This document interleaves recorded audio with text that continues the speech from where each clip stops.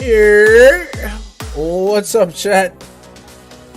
Happy Monday, January 10th, 2022. I'm guntwitter.com/gundacker. Joined by Hoodie Raj in the building. We back, baby. We back, ready to go. Has cleared protocols. We have. It's been a while. It got me pretty bad. You know, it was a struggle for a few days, but you know, the taste is slowly coming back. You know, we survived and ready to drop a 40-50 piece tonight. So let me get this straight. Your country says, it's getting bad out here, y'all. Let's go and chill out a little bit. Raj is like, nah, I'm good. Let's go skiing, boys. Yeah, that's what we did. It's what we did. I mean, we did take tests beforehand. Everyone was negative. I guess we just ran into some people at the ski hill that weren't. It looks like that's what happened. So the way a global pandemic works is, you know what happens. It's like everyone in the circle's getting it, and no one's really suffering. But what can you do? What can you do? Man, what a weekend and what a Sunday for sports. NFL a little bit weird, but closed really, really, really fun. It was actually a profitable day for NFL for me. My season long, man, I got to both the championships in the RunDFS.com leagues. And somehow I messed up the playoffs. So week 18 was involved in a 2-week playoff. So after week 17, I had a lead on Chronic and Logan. But of course, like a lot of my players didn't play. Aaron Rodgers, Devontae Adams, Joe Mixon, guys like that. And then there was I had Deontay Johnson, and he was listed as out earlier in the week. Yep. It's the final week of the season. If you're out, I don't need you, right? So I release him, and SOB gets cleared in a day. So I try to go claim him back, and then Chronic, who was in the championship against me, claimed him too, and he got him for whatever. Anyway, so I split my championships 50-50.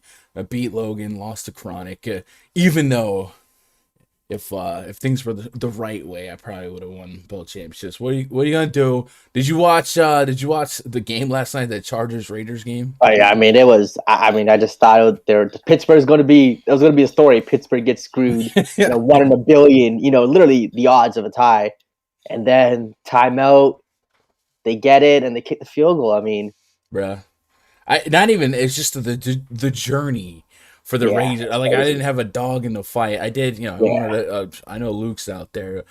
I did kind of want to see the world burn and see what happens if we tied. yeah. But the journey of the Chargers just tying it, man. There was like so many fourth down conversions. Like I can only imagine like being a true Chargers fan and living through that just to lose on a field goal. What can you do? But no, it was a good way to close the regular season. And then we have like the fattest first playoff week ever. It's spread over 3 days, so we should have some fun showdowns, maybe a fun main slate for NFL. So that'll be a lot of fun to look at. Another million maker. And then yesterday, since on topic here, it was a Klay day. Klay back, man. He did look good. First game back in 2 years. He looked good for first game back in 2 years. Yeah, typical Klay day, right? Yeah. 7 for 18, a couple peripherals to boot. But yeah, they looked like some bounce in the spring, right? And just the hype bringing him back was so cool, and just to see a team, like an entire team, rally around him, hyping it up all week. Yeah.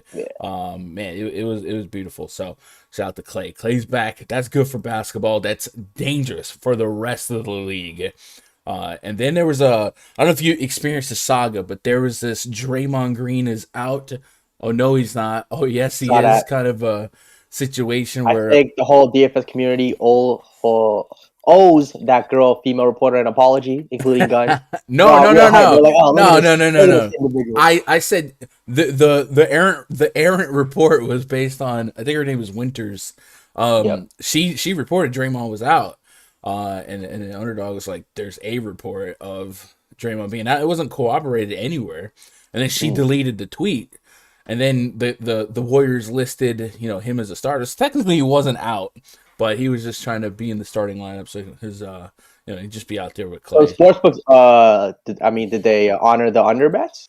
I don't know. I did see a same game triple under ticket for Draymond. I guess they had to. Like, based on they have to, right? I didn't see it pay out or pay in, but I would assume, like, if you bet Dre's overs and they didn't pay in, exactly, it is what it is. But if you got into that, congrats to you, man. We are live and chat. I think this is the week.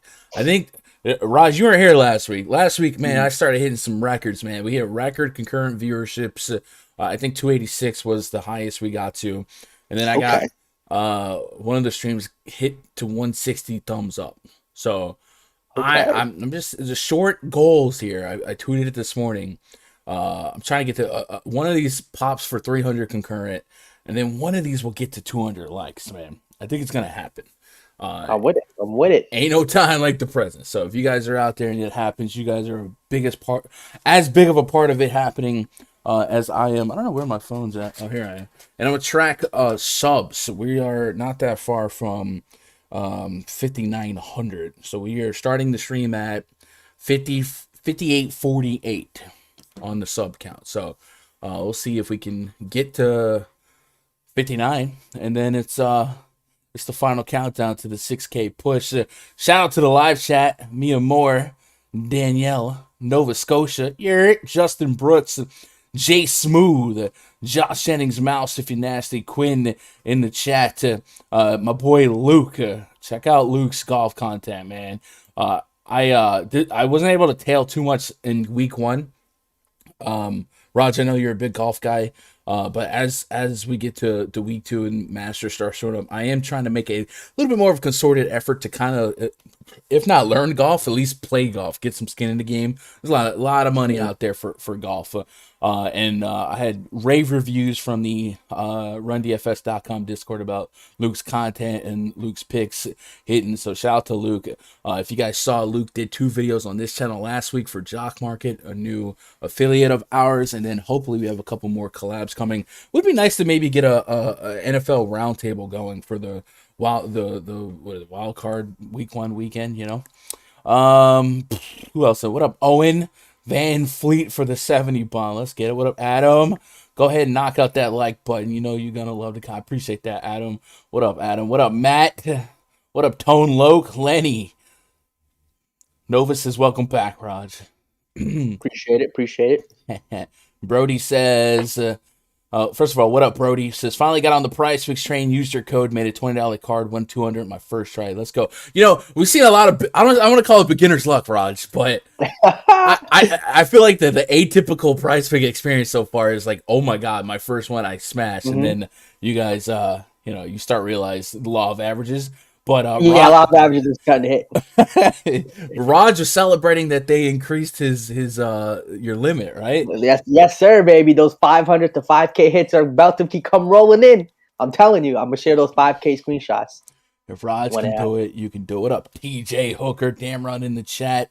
And am I missing away? EB, what up, Hayden Ronzo?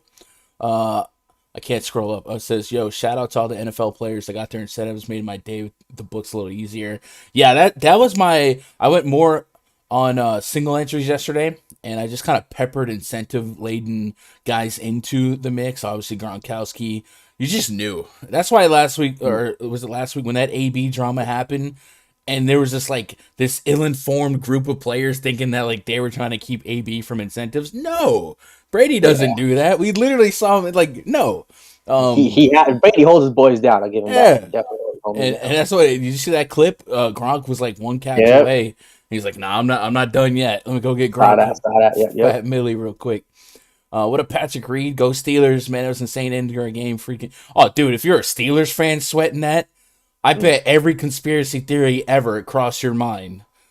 It was maybe we didn't land on the moon if this is rigged. You know what I'm saying? It was one of those. I felt it. Oh, it was rough. I'm attacking Klay Thompson's defense till he really gets his legs under him. Man, I don't know, man. I think that team defense is still strong enough. What else? E made it happen. OG Crypto. I'm a Bengals fan. It felt good to see them Steelers fans sweat. Casey. Yeah, if you're a Raiders fan, it didn't matter. It was do we want to play the Chiefs? Do we want to play the Bengals? That was your if you felt bad for the Chargers, whatever. But I mean, I don't know. I guess I would rather play the Bengals in the playoffs. But man, they're a powerhouse offensively lately too. So it was darned if you do, darned if you don't. What up, Lorenza? JYNY or JNYDFS, Earth to Air, Jared Bell, J Cole, Jermaine Cole. What up, Alex? Dang lazy mofo. Raj had to write a dissertation to get that limit increase.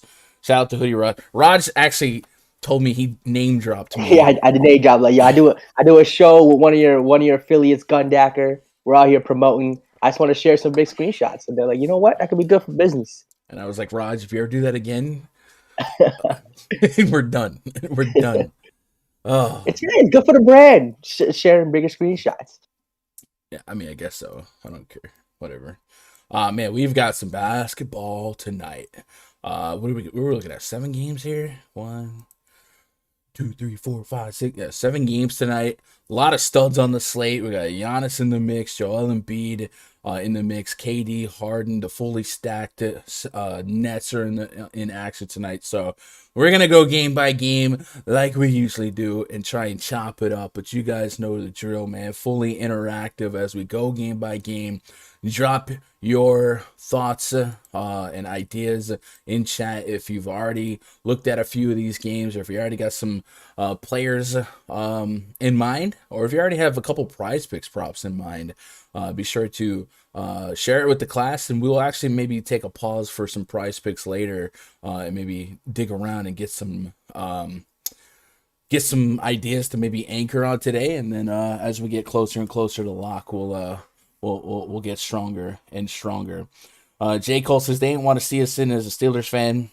I guess I know more Steelers fans than Chargers fans. I definitely don't know any Raiders fans. Like CC Sabathia is the only guy I can think of that I even know is it like an open Raiders fan. And I guess the John Madden narrative, but I guess since there's at least 2 or 3 Steelers fans in our Discord, I'm happy for the Steelers. And then maybe Big Ben ain't as good as he once was, but he's as good once as he. Nah, I don't know. I can't finish that. What up, Trip? What bigs are live for sack tonight? I think we just run back last night, Alex Lamb, but we'll get caught up. What up, a Tribe Call Q? Anyway, before we jump into the slate here, a couple things. First of all, stream brought to you by, as always, by RunDFS.com. That's the place where we don't just play DFS, we run DFS. If you guys want to hang out with the crew, man, the community, it's more than just spreadsheets and projections. There's a real community, and it's small enough that you won't get forgotten. Get up into the RunDFS.com membership tab. Find something that's right for you. Every membership comes with extra utility, with some vouchers that you can redeem on Fantasy Cruncher. And then we shut down the 2022 year pass last weekend. So if you guys didn't get on that, shame on you. I'm just kidding. But it did kind of just replace it with the every year we do the All-Star to All-Star break package, which is usually, in theory, it started from the NBA All-Star break to the baseball All-Star break. So I decided to list that up a little bit earlier. So if you guys are looking to lock in for a little bit longer term, this will be good until July 20th, which is the scheduled All-Star game for baseball. So that'll get you all of the NFL playoffs, the rest of the NBA season, playoffs as well. And then, of course, the first half of baseball season. It's going to happen. They're not going to not play baseball. It's going to happen. We have to wait and see. And then, Luke, we've already had, like, I don't professionally advertise or cover golf and NASCAR, but we do have, and esports, League of Legends, all that stuff, but we do have plenty of sharp minds in the community that chop that up as well. Luke, a ringer for golf. He had a sweat on week 1 as it was, so you can pick brains in there. There's voice chats open for everybody. And then the biggest part of my process, every day before lock, right on in here in this NBA chat, voice chat. You guys can jump in that, grab a mic, join the conversation, or just listen in, type it up. We've had a few newbies to the community lately. Already see some short-term success. We've got millionaires in there. We've got thousandaires, hundredaires, and guys and girls balling on a budget, grinding the mini maxes. No bankrolls too small, too big. No egos, man. We just want to have fun, and we want to see each other be great. Before we get into game 1, let's go look at that Underdog Twitter feed. Shout out to JFan if you're on Twitter. Underdog _ NBA. No better account out there to follow to really stabilize and a one-stop shop for news about NBA DFS. Every day at 3 p.m. he shoots us out a convenient tweet, key news to watch. Today's key news to watch: Malcolm Brogdon, questionable; Kemba Walker, questionable; Evan Fournier, questionable; Seth Curry, downgraded to questionable. They've been really low on cards. LaMarcus Aldridge to be determined. Nerlens Noel, questionable; Pat Connaughton, questionable; and Josh Primo is probable. Primo is actually my cousin. Not really, but I don't know. It's a Spanish thing. Anyway, I don't know. Bad dad joke fail number 1 of the week. Anyway, let's there you go. Start off the week right. Let's get into game number 1. That was so dumb. I don't know why I went for that, but I did. Game number 1. Where are we at? 42 likes already. Let's go. Let's go, chat. 100 and 200 is the short term goal. We can do this. We can be great. We can raise our jersey in the rafters over the older jerseys. It's like every week we're setting new records, bro. If Ben Roethlisberger can make the playoffs, we can hit 200 likes. I'm with it. What up, Crispy? How you doing? What up, Alan? Celia in the chat. Who else out there? I missed no one. All right, I'm trying to make sure I catch everyone. If I miss you, my bad. Just stay active and I'll hit you up. Utah Jazz at the Detroit Pistons. Game number 1 on the docket. Project starting 5 for the Jazz: Mike Conley, Donovan Mitchell, Bojan Bogdanovic, Royce O'Neal, Hassan Whiteside, up against Killian Hayes, Cade Cunningham, Ham Diallo, Sadiq Bey, and Isaiah Stewart. Let's go home. Oh, man, we are starting hot. We are starting hot. Let's go. Damn Run is back. Good old damn. All are welcome at Run DFS. Big or small Dukes. Dukes. I think he was trying to manipulate Dukes to say something else, but it didn't quite work. Yeah. Appreciate the dono, Damron. He is now big or small. They all get the job done. Apparently. Do they? I mean, ask Danielle. Danielle, do the small. Whoa, buddy! Hey, hey! Wait, I don't know I don't know.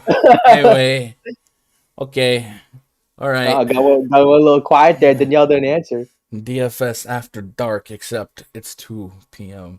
223.5 are total here. The visiting Utah Jazz favored by 11. A little bit before I went live, Azubike, who they just got back, actually got entered into health and safety protocols. They are still without Rudy Gobert. Rudy Gay's also out, and Joe Ingles is out. So notable guys that are active members of the rotation, not in the mix for the Jazz today. And then we are dealing with Hassan Whiteside, the trilogy. Could third time be the charm for Hassan Whiteside to get there in the absence of Rudy Gobert? Well, up against the Detroit Pistons, certainly a matchup where they allow a decent amount of points in the paint. Not quite as much as the Sacramento Kings, but still enough that maybe Hassan Whiteside can bounce back here. They are top 8 allowed in points in the paint, and then Whiteside just knowing that he can be a block swat type of guy. You feel like you might have some recency buyer's remorse on Whiteside, and an increase in price point to the 5K levels also might be enough to push down his ownership. But minutes should be there. 25 to 35, a realistic range of outcomes. Probably 25 to 30, a little bit more realistic. Rebounds have been okay. The shot volume, not quite there. I think when you play... blocks aren't there. That's what we want. We want the blocks. We want the stocks, right? We don't really expect Whiteside to be a major usage, double-digit shot volume guy. But this is a unique spot for fantasy because we have plenty of, we know who Hassan Whiteside is. We know what his potential is. And there's some high upside centers here. Joel Embiid, if he loses Seth Curry, there's going to be, all the upside in the world for him. The floor is there for him. Giannis Antetokounmpo center eligible as well. I like Jared Allen quite a bit. There's enough pushback here where you can see that Whiteside isn't a priority. But, man, Whiteside still has 40, 50 point upside. And I feel like, the goldfish memory could be lucrative today. So something to keep an eye on. Donovan Mitchell on Fanduel to DraftKings, about $1,000 price cap. On Fanduel, $8,500. I'm a little bit more warm and fuzzy on that price point. Bojan Bogdanovic, 6K-ish to $6,500 on Fanduel. Looking for 30-plus fantasy points. Without Joe Ingles, without Rudy Gay, I feel like there's a couple extra minutes to be had for him, for Royce O'Neal, guys like that. It is going to be a pace-down spot, probably, against the Pistons. Not likely to be a super competitive game. So I don't know how strong I feel about these guys being core plays or anything like that. But I think Whiteside's the most interesting talking point. Before we talk about Whiteside, I'll also just note that the Pistons don't really have much for me to feel great about in this specific matchup. Cade Cunningham is still 6,600 on FanDuel. He's kind of coming in with like that Whiteside effect where that price point's keeping his ownership high on FanDuel. But he hasn't really paid that off with a high level of success. He's $1,100 more on DraftKings, so a lot more pushback. You don't feel as pressured into making that decision. And the Sadiq Bey, $7,500 on FanDuel, $7K on DraftKings. Looking for the north side of 40 fantasy points on a slate this size. So a lot of ugly thoughts, a lot of ugly clicks, but Cade Cunningham and Whiteside kind of have a similar situation going on where the price point still leaves some meat on the bone. The recent success or lack thereof might keep the ownership down. What are your knee-jerk reactions to both of these guys as fantasy plays today? Whiteside and then Cade Cunningham, who I think, as you're more of a DraftKings player, I'm a FanDuel guy. Cunningham seems more like a decision that you have to make on FanDuel. But what are you doing with Whiteside here? Yeah, I think Whiteside for me would be kind of a tier 2, tier 3 kind of guy, maybe 10, 20% tops. Still has the upside here to have a big game, 40 plus. Against this bad Detroit team, I could see him maybe picking up those blocks, maybe picking up a few extra steals, get those peripherals that we need from him. So don't hate it. Definitely not a core play. I'm just not big on this game. I think it'll be a kind of a 20-point blowout. I think Detroit's bad, Utah's good, somewhat good, and I just expect them to run them over. So I really have no interest in anyone in this game, really. Maybe if you want to get, if you think Mike Conley can get there at 5,900 in 32 minutes, that's fine. But again, I just think he kind of lacks the upside. I don't think it'll be a fourth quarter game. Definitely no Pistons for me. Trey Lyles coming off a big game, but against this Utah team, I can see him just being a bust here, not going back to him. I think it's just going to be a fade other than Hassan Whiteside for me. So in 200 minutes of sample size with Whiteside Mitchell together, I took off Ingles as well, and that almost chopped the minutes in half. But 200 minutes of sample size, Whiteside's still 1.2 fantasy points per minute. So I definitely think this is a case in point for having goldfish memory in DFS. The Raptors game, wasn't the same because he didn't share the court with these starters. He was out there with a couple of G Leaguers trying to get their reps in. Indiana, 25 minutes there didn't quite get you what you want. A guy like Whiteside and guys like Jaren Jackson, Robert Williams, guys that are high block potential guys, sometimes those blocks become fouls, and we've seen them in foul trouble his last 2 games. So if we can get more, I want to say like the matchups too. I mean, Indiana with Turner and Sabonis, Toronto with like Siakam at the 5 sometimes, or Chua. I mean, I guess it's not the best matchups he's had. Yeah, I think Pistons are definitely a bounce back spot. Looking at blocks per game allowed, Detroit is top 10 in blocks per game allowed, 5.4. Put that in context. First place is Memphis. OKC is at 6, and then Houston's at 5.9, and Detroit's at 5.3. So it's not a big gap between, top 5. I do think it's a better spot here. And then on DraftKings, if you really, really wanted to Space Jam reach a little bit, like I said, Royce O'Neal might benefit from the absence of Rudy Gay, no Joe Ingles. So I put him at 37 minutes. In 37 minutes, you don't have to be a point per minute at 4,500. A lot of minutes. I mean, I might drop that down. You really think why? Why wouldn't you? He plays 35 minutes as a starter as it is. You take out Rudy Gay, you take out Joe Ingles. Why would you give him less minutes? He's a minute guy. He's not super productive in those minutes for fantasy, but at 4,500, chipping a chair those minutes at that price point against a inferior opponent, I'm with it. All right, now let me ask you this: if Cade Cunningham was 6,600 on DraftKings, would you play him today against the Utah Jazz? I still don't. I actually hit the under on him on 32 Fanduel points on PrizePicks or 33, so I'm just not going to hit Cade Cunningham today. A tough matchup for him. Hasn't been shooting the ball well. It's just not for me. On the season, sustaining a 26% usage rate. I guess some of that's with Jeremy Grant. So let me take off Jeremy Grant. Just kind of narrow down the sample size a little bit. 381 minutes of sample size here for Cade Cunningham without Jeremy Grant. 26% usage rate, about a fantasy point per minute. So depending on your minute projection for Cade Cunningham, I got about 30, 32. Corey Joseph is back in the mix. We've seen Saban Lee get some run, Josh Jackson. I get it. It's definitely not a comfortable click, but I still think there's a little bit of upside at that price point. I feel like I'm going to be opposite the field here and I'm probably more inclined to get to Whiteside in a forgiving bounce back than Cunningham here. I do agree with you. I don't love the matchup as much, but I'm willing to maybe lower the Jazz's defensive efficiency here just a little bit without Rudy Gobert, Joe Ingles scrapping out there, and then maybe this is a play down to your opponent road game type of spot here. So maybe a little bit of Cunningham on FanDuel. Not really enamored with anyone else. Isaiah Stewart did return to the Pistons here. I saw a quote, Creasy just posted it before I went live.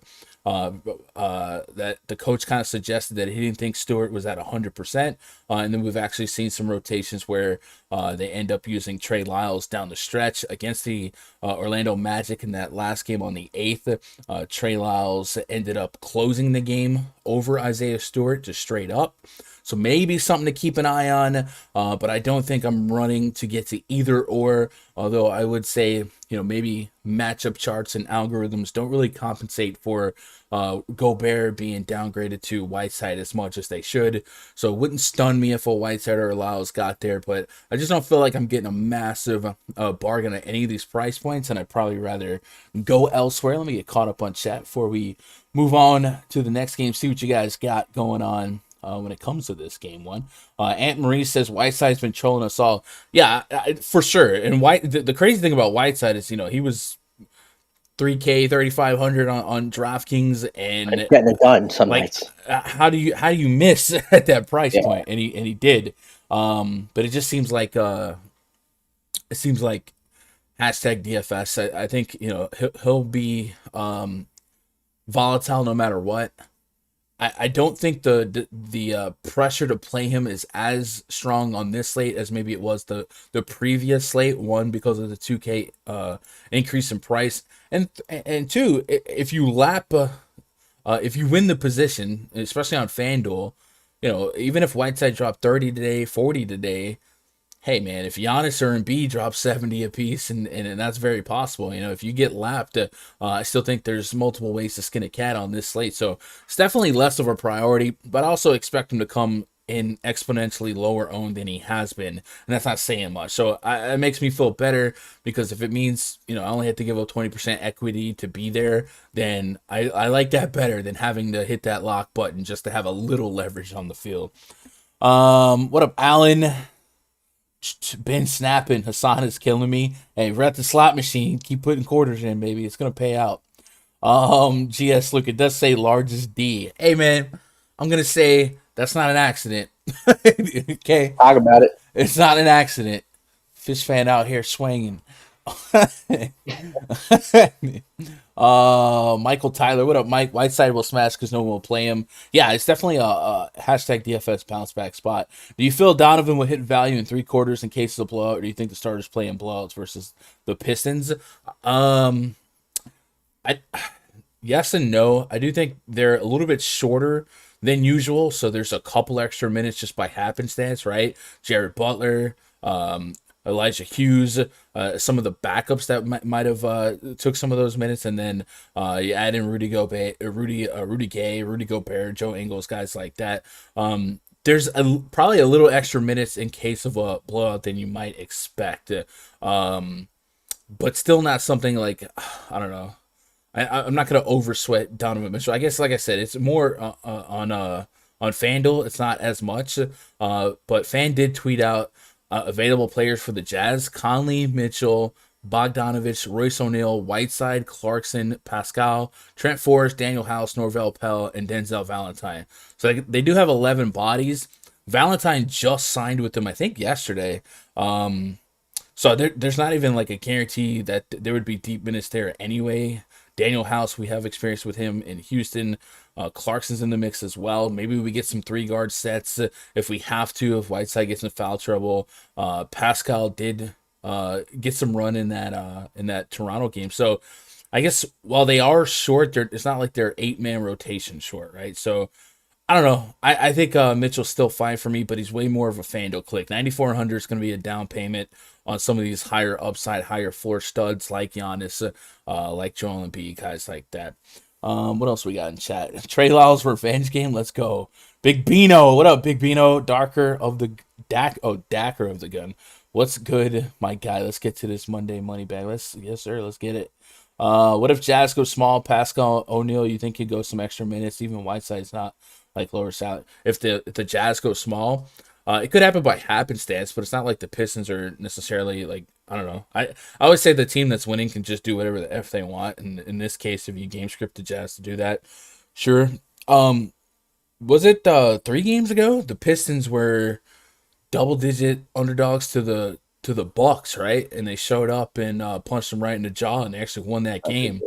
So I'm not calling the Pistons to stun the Jazz here, but I don't want to get too comfortable and too relaxed. What's the word we use? Oh man, there's a word I can't think of it right now. I don't want to get too complacent. That's the word. With just writing the Pistons completely off, because we have seen them kind of stun some teams. So I like I said, I think on FanDuel, Donovan Mitchell is probably going to be a guy I land on 20+% just by happenstance at that price point. But the rest of the lineup, I don't want to get too locked into just 3/4 of action, you know? Whiteside just can't stay out of foul trouble. That's the block-centric way of life, man. Hey, live by the block, die by the block. What up, Encore? What up, Lorenza? Could we get a sneaky pass call game if Whiteside gets in foul trouble? I guess what adds Zabiki down, Pell and more so Eric Pascal would be the backup. Is that 3K? If he's forward eligible, I guess maybe he could be a piece of glue to get you those Giannis and Embiid lineups. Yeah, he is forward eligible. So, like, maybe. Again, I guess you put him and Rudy Gay down. I guess there's a path to justifying that click. But that's got to be strictly 100K to first shot in the dark for me. I don't know if I get to that in, like, 20 or less, you know? Andrew says, how would you play Giannis and Portis on FanDuel as far as positionally? Usually Portis, I'll always play a power forward just because I love grabbing that floor ceiling ratio and power forward having two spots. I almost put anytime that I love a play at power forward center, I'll almost always get him to power forward only if I can, because there's usually some great center only guys that I just want to maximize my exposure to. And then Giannis, I just let him fall wherever he falls, you know. Thoughts on Portal 61 on pivot compared to Whiteside 5,300 and Nurkic at 7,400. I mean, that's a little stretchy in terms of the in my thought of the word pivot for DFS. But if you're asking, could Pirtle just straight up outscore Whiteside, the answer is yes. Could he straight up outscore Nurkic? I think the answer is still yes. Nurkic will probably be living an uphill battle, double-digit spread after playing deep minutes. So, yeah, I think that's fine, OG, if you think he has similar ranges of outcomes. What else we got? What up, William McGuire? What up, Plan B? Rondo's a lock. Did Garland just get rolled out? I know he was questionable. Raj, the CDN GOAT. What does that mean, Raj? The Canadian GOAT. Oh, okay. CDN? Yeah. Is that what that means? Yeah, short form for, Canadian, Canada. CDN. Okay, all right. So there's a streamer I used to watch named CDN the Third. Oh, must be a Canadian. Is that what that means? I always thought CDN was his initials and he was the third of. I don't know. Maybe I don't know. William says I won 200 showdown last night. Let's go, Willie. Hey, boy. My golf game's getting bad. It's all right, Patrick. Oh, Patrick Reed. Okay, that's a golfer's name too, right? Is that the joke? Yeah. All right. Patrick Reed. I'm slowly learning. Slowly. There you go. Right. You see, there's a milli maker for the Daytona 500. Oh yeah, I'm gonna throw in a couple tickets. We're Smeezy with the fire. I'll throw in a couple random tickets there. But I know that's like I've played NASCAR before. I mean, every lap you're winning $1 million and then losing $9. Yeah. Like it's quite a sweat. There's nothing else. Yeah, the swings on NASCAR are insane. So that'll be something. Nuts. And in the Daytona, Talladega, these are the restrictor plate races where it's just drafting and you don't have to worry about getting lapped as much. Really, you just worry about finishing the race. And there's always what they call the big one. And it just like wipes out, 30-40% of the field every year. And that's basically what you're doing. You're kind of like stacking the back, hoping you get like, position points for advancing a position and you avoid the crash. Like that's the sweat of Daytona. So you talk about, there's a lot of variable ways to win $1 million in DFS, but that one's got to be really, really high up there. Bucks at the Hornets, high up there in total, 236.5 to be exact. The 2-point spread in favor of the visiting Milwaukee Bucks. Your projected starting five: Giannis Antetokounmpo, Wesley Matthews, Chris Middleton, Jordan Nwora, Bobby Portis, up against LaMelo Ball, Terry Rozier, Gordon Hayward, Miles Bridges, and Mason Plumlee. The Bucks could roll out a different lineup. We have seen this game.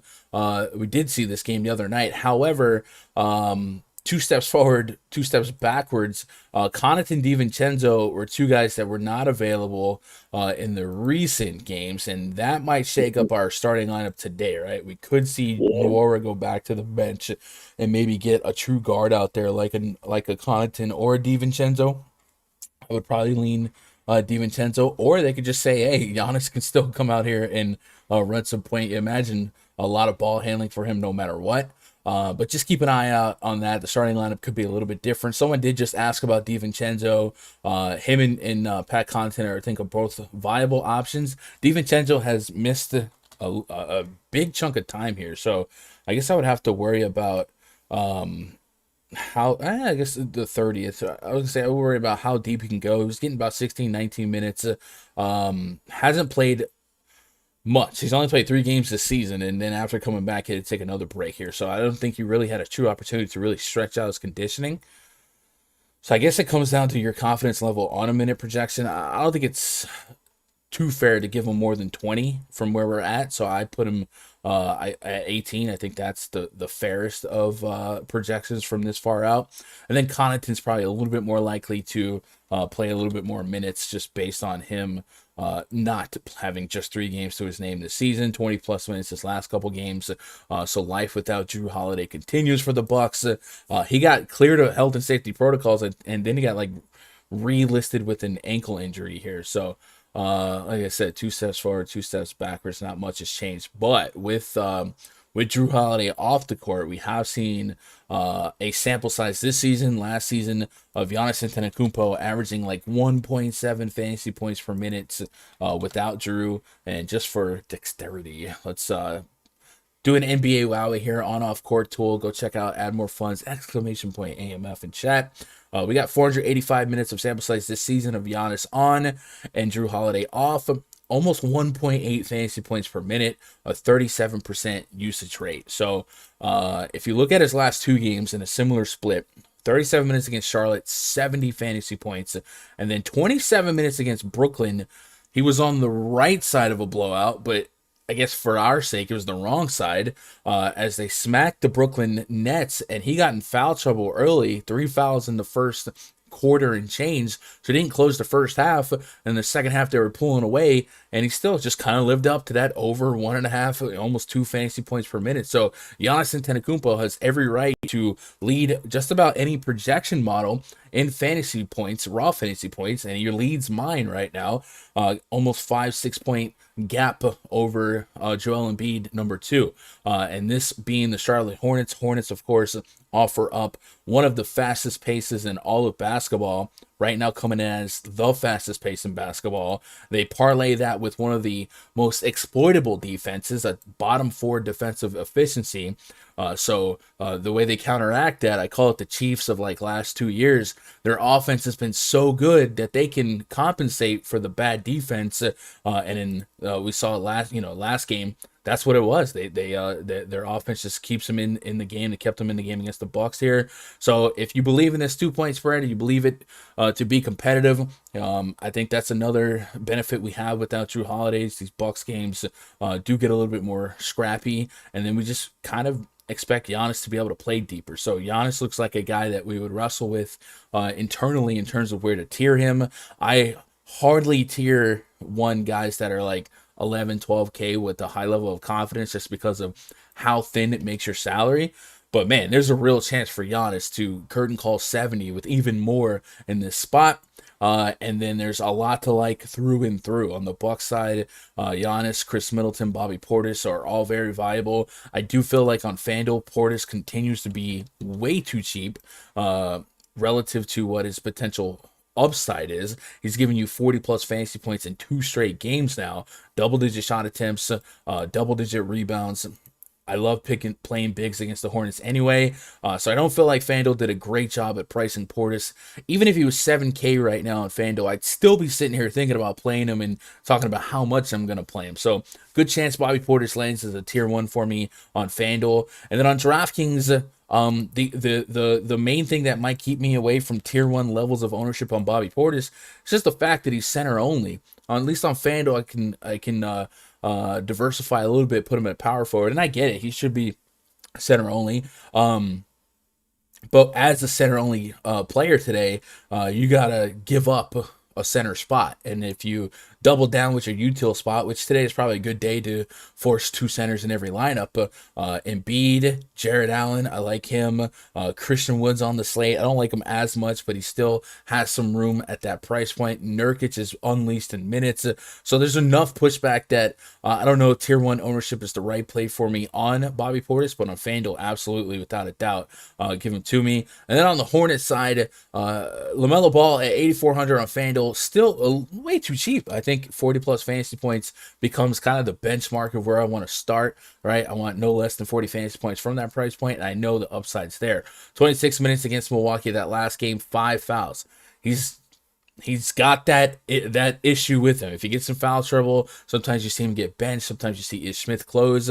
But 5 fouls, if that's a 4 foul, 3 foul game, he has the propensity to play an extra 4 to 8 minutes, depending on the game flow here. So even in 26 minutes against Milwaukee, still got you over 40 fantasy points and did not get to that trip dub, and he was just 2 peripherals away from the trip dub. So LaMelo Ball looks like a strong play to me on both sides, but especially on FanDuel. And then spin the wheel, make a deal. Terry Rozier, Gordon Hayward, all there for me. I usually do a player group. I put LaMelo, Terry, and Gordon Hayward, and I usually say at most 2 of these 3.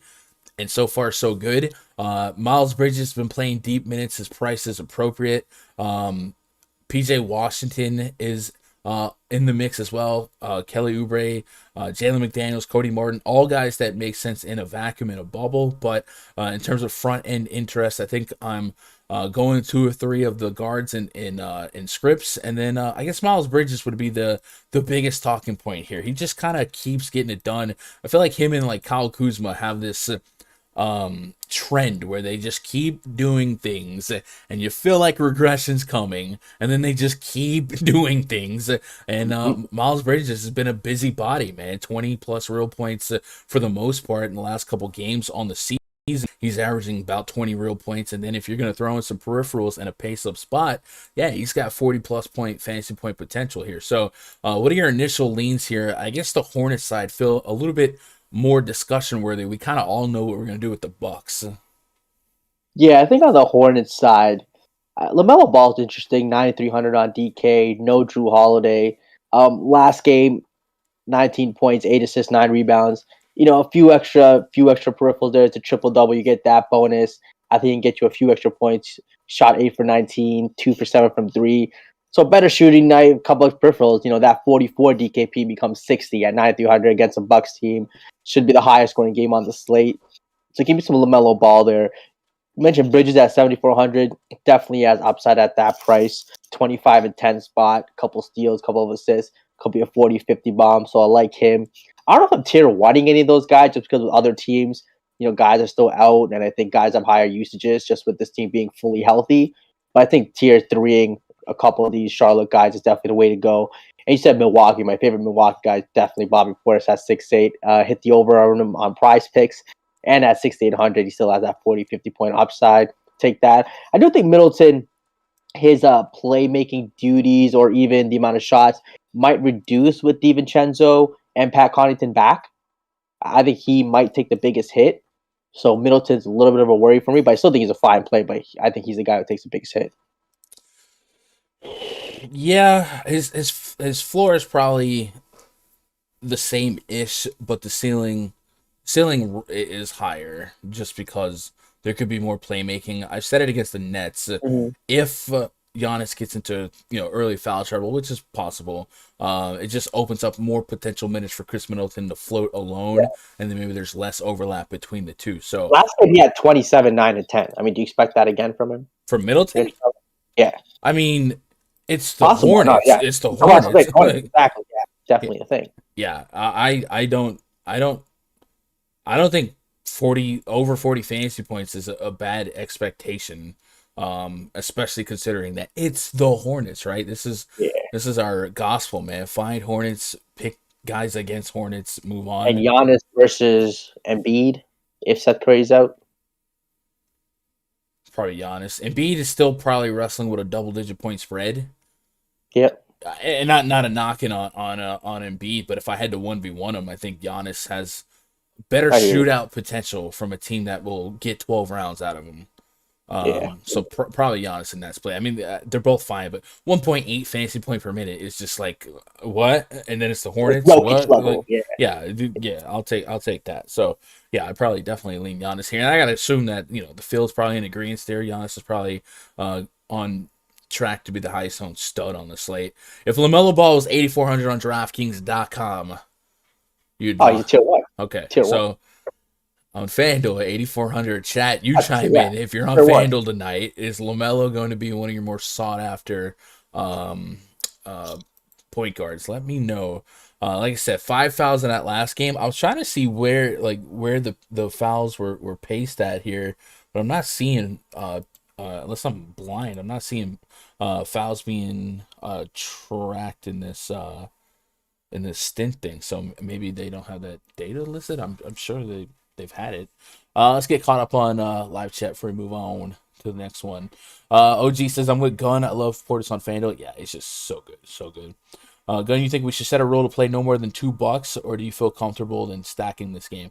No more than $2? No, I think the Bucks could live. At least on FanDuel. I don't know if that was a DraftKings centric question, but I guess it's not that big of a gap. You guys gotta remember, like all year long, if you've been watching the streams, Charlotte Hornets are the gift that keeps on giving, right? Their pace is so good, their offense is so good, their defense is so bad. You just have to go above and beyond. If you take out one of your linchpin starters, 35 minutes of Drew Holiday, like it's just the opportunity is too great, and the prices really have not corrected for what could happen here. So I guess you throw Connaughton, DiVincenzo in the mix. Maybe there's enough minutes to feel a little bit down here, but I think if I had lineups on DraftKings or FanDuel that had Giannis, Middleton, and Bobby Portis, I don't think I'm out of there.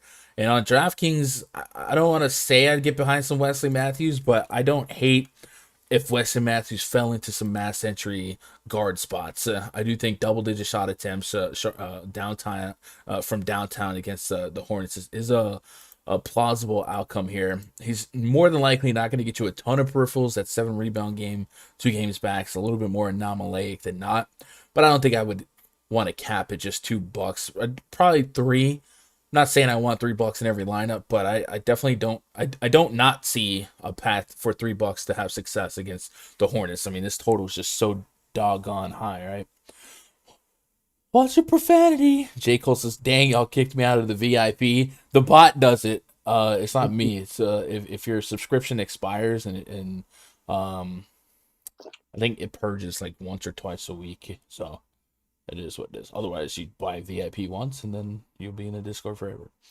Nawaba's projected for chalk on a 7-game. Wow.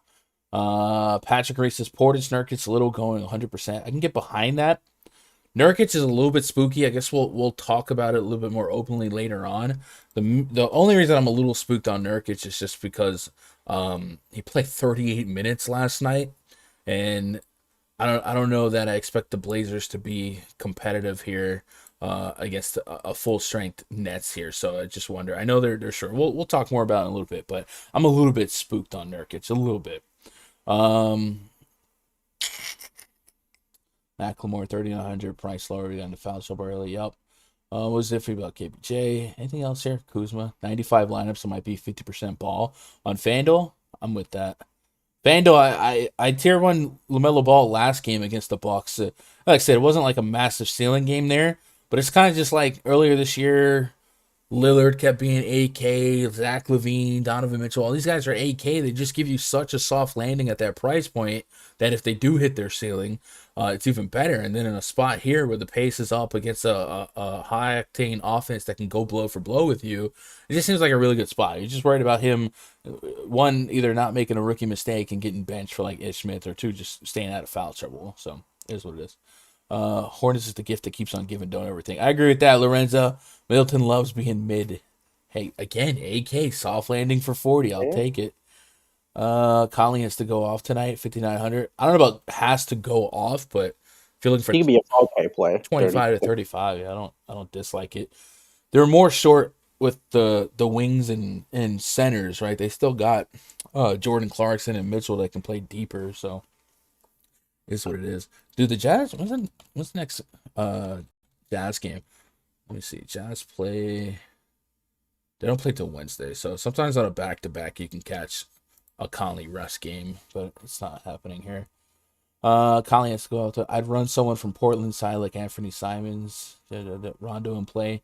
Rondo could definitely be in play if the Darius Garland news shakes out the right way. Let's move on. Garland's in. Garland's pulled in. Is he? Oh, okay. Well, it still doesn't discredit Rondo's viability. Yeah, Rondo's 3,300 is still there. Yeah.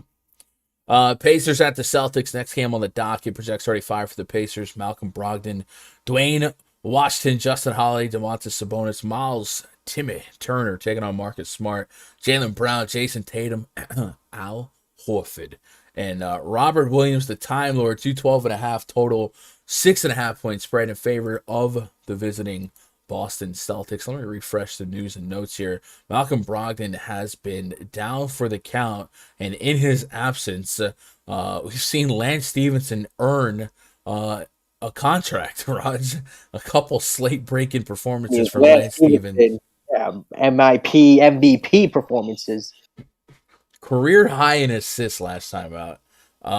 I feel sick because when he was with the Hawks a couple weeks ago, I was playing him, bro. I was playing him, and people were calling me stupid and like he's dusty. And did I play him when he was 1% on? No, I did not. And it was a small slate at that. I just felt like, I felt bad about that. But it also it made less sense for him to pop that game because they brought back, was it Duarte and Jeremy Lamb? It was just, I don't know, it was so weird. Anyway, Malcolm Brogdon's been dealing with a right Achilles soreness. Missed a couple of games here. Also some COVID protocol.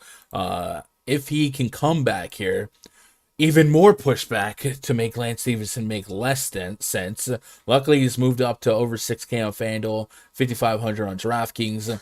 So I'll probably say if Brogdon's in, I feel like this Pacers team, considering the pace and the just kind of middle of the road expectations of this game, I don't know how warm and fuzzy I am on Sabonis, right? 10K goes a long way to get to a Giannis or an Embiid or somebody like that. And I don't really have a high level of infatuation with anyone else left. Like Kiefer Sykes would probably not be something I get to. Like I said, I'd probably don't get to Lance Stevenson. There's really not much that I would justify getting to. So there's a chance that the Pacers just might be a right out spot for me. And then on the Celtics side, my day-to-day approach with the Celtics has really just been to put Tatum and Brown in a player group on Cruncher and say at most one of these two. So that way, their ceilings could coincide, but it typically does not, right? So you look at that last game, Tatum just had 26, then it was 65 the game before, 38, 50. So he's kind of staggered, and then it's kind of like the inverse for Jaylen Brown to an extent. That last game, Brown had 58, then it was 25 while Tatum went off, then 45, then 76. So every now and then they will coincide, but I don't know that this is the right pace, the right spot. So that's kind of how I tackle my Celtics exposure. If Horford fell into some lineups, I will concede that he's a little bit cheaper today. That he doesn't have to do a whole lot to kind of get you there, but it's not a warm and fuzzy click. And then Robert Williams at 7,600 on FanDuel, 7,200. Big block guy, block centric, live by the block, die by the block. If he continues to have those type of swats, he's in play. But to the Pacers' credit, when it comes to blocks per game allowed, they haven't been a team to target. Matter of fact, the Pacers are allowing a bottom 10 amount of blocks per game. Golden State, the least blocks per game. I guess that makes a sense with the amount of threes that they chuck. Any front end interest in this game? Any tier 2s or above from this game for you from this far out? Assuming Brogdon is in, and then maybe play with a few thoughts if Brogdon wasn't quite there yet. Yeah, Brogdon's in. I feel like everyone's Sabonis is priced to where he needs to be out, so probably don't get to Sabonis. Turner at 6,500. I still think there's some upside there. If you can get those blocks, big games always viable here. Get some real life points. Could be a 40-point spot for him. Don't hate Miles Turner here.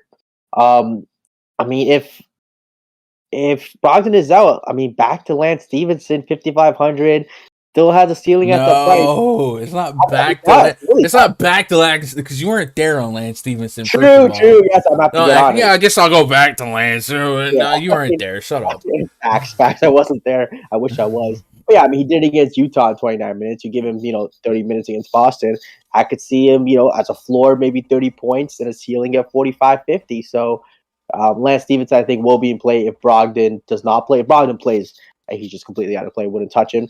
On the Boston side, I do like scoring guards against Indiana. Jaylen Brown at 9,200. I think this could be a Jaylen Brown game. Coming off of a triple-double. Don't expect that again. But against Indiana, I could see another 30-point real-life game from him. So I like that. I like him over Tatum. other than that, I mean, I'm not getting to any Hal Horford and Robert Williams at 7,200. It's probably just a little too expensive for my liking. Yeah, the Celtics are pretty healthy, all things considered. So it's easy not to have any front end interest in this game from either side. I tell you what, man, if Brogdon got rolled out, I still don't know that I'm running to play Lance Stevenson. You gonna learn. You gonna learn. I mean, maybe. He's just been winning people tournaments. Maybe. Gotta jump on. You play with that extra step, extra pep in your step to get that contract. He got that contract, and then maybe playing in front of your Indiana crowds a little bit more. You know what I'm saying? Like, I don't know. I'm just trying to create reasons to not play Lance Stevenson, and I don't know. I guess I'll keep an eye on the ownerships, but there's a real shot he could become overvalued. But I would assume for the most part. I don't know. Is Malcolm Brogdon? Is there even a lean on like if he's closer to in than out? No. Okay. No. Question. I don't know. Chat. You guys let me know if you're gonna be on. J. Cole, you said you pay for another pass. All right. So if you get if you guys are ever VIP and you get kicked out of Discord, just go back to the if you go to the rundfs.com website and click VIP portal, you can just get right back in. It's literally a simple click. A lot of times, some people's accounts are so different from their Run DFS username that we just don't know, so the bot will kick it. And like I said, if you get kicked and you're still active, you just click it and you get right back in. It's no big deal. What up, Nason?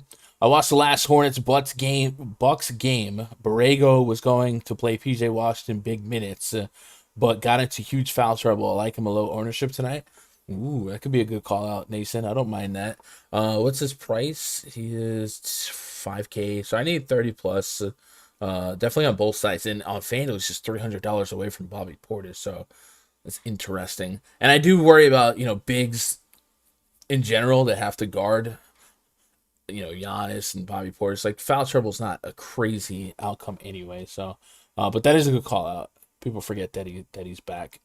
What up, Antoine? Yo, thoughts on Cody Zeller? I don't think we need Cody Zeller today unless Nurkic got ruled out or something like that. Garland's expected to play. All right. Lance signed the rest of the year, so he's good. He's good. He did his work. K Johnson, what up, K? Just want to hear the Marcus Morris debates, man. Those debates be going in.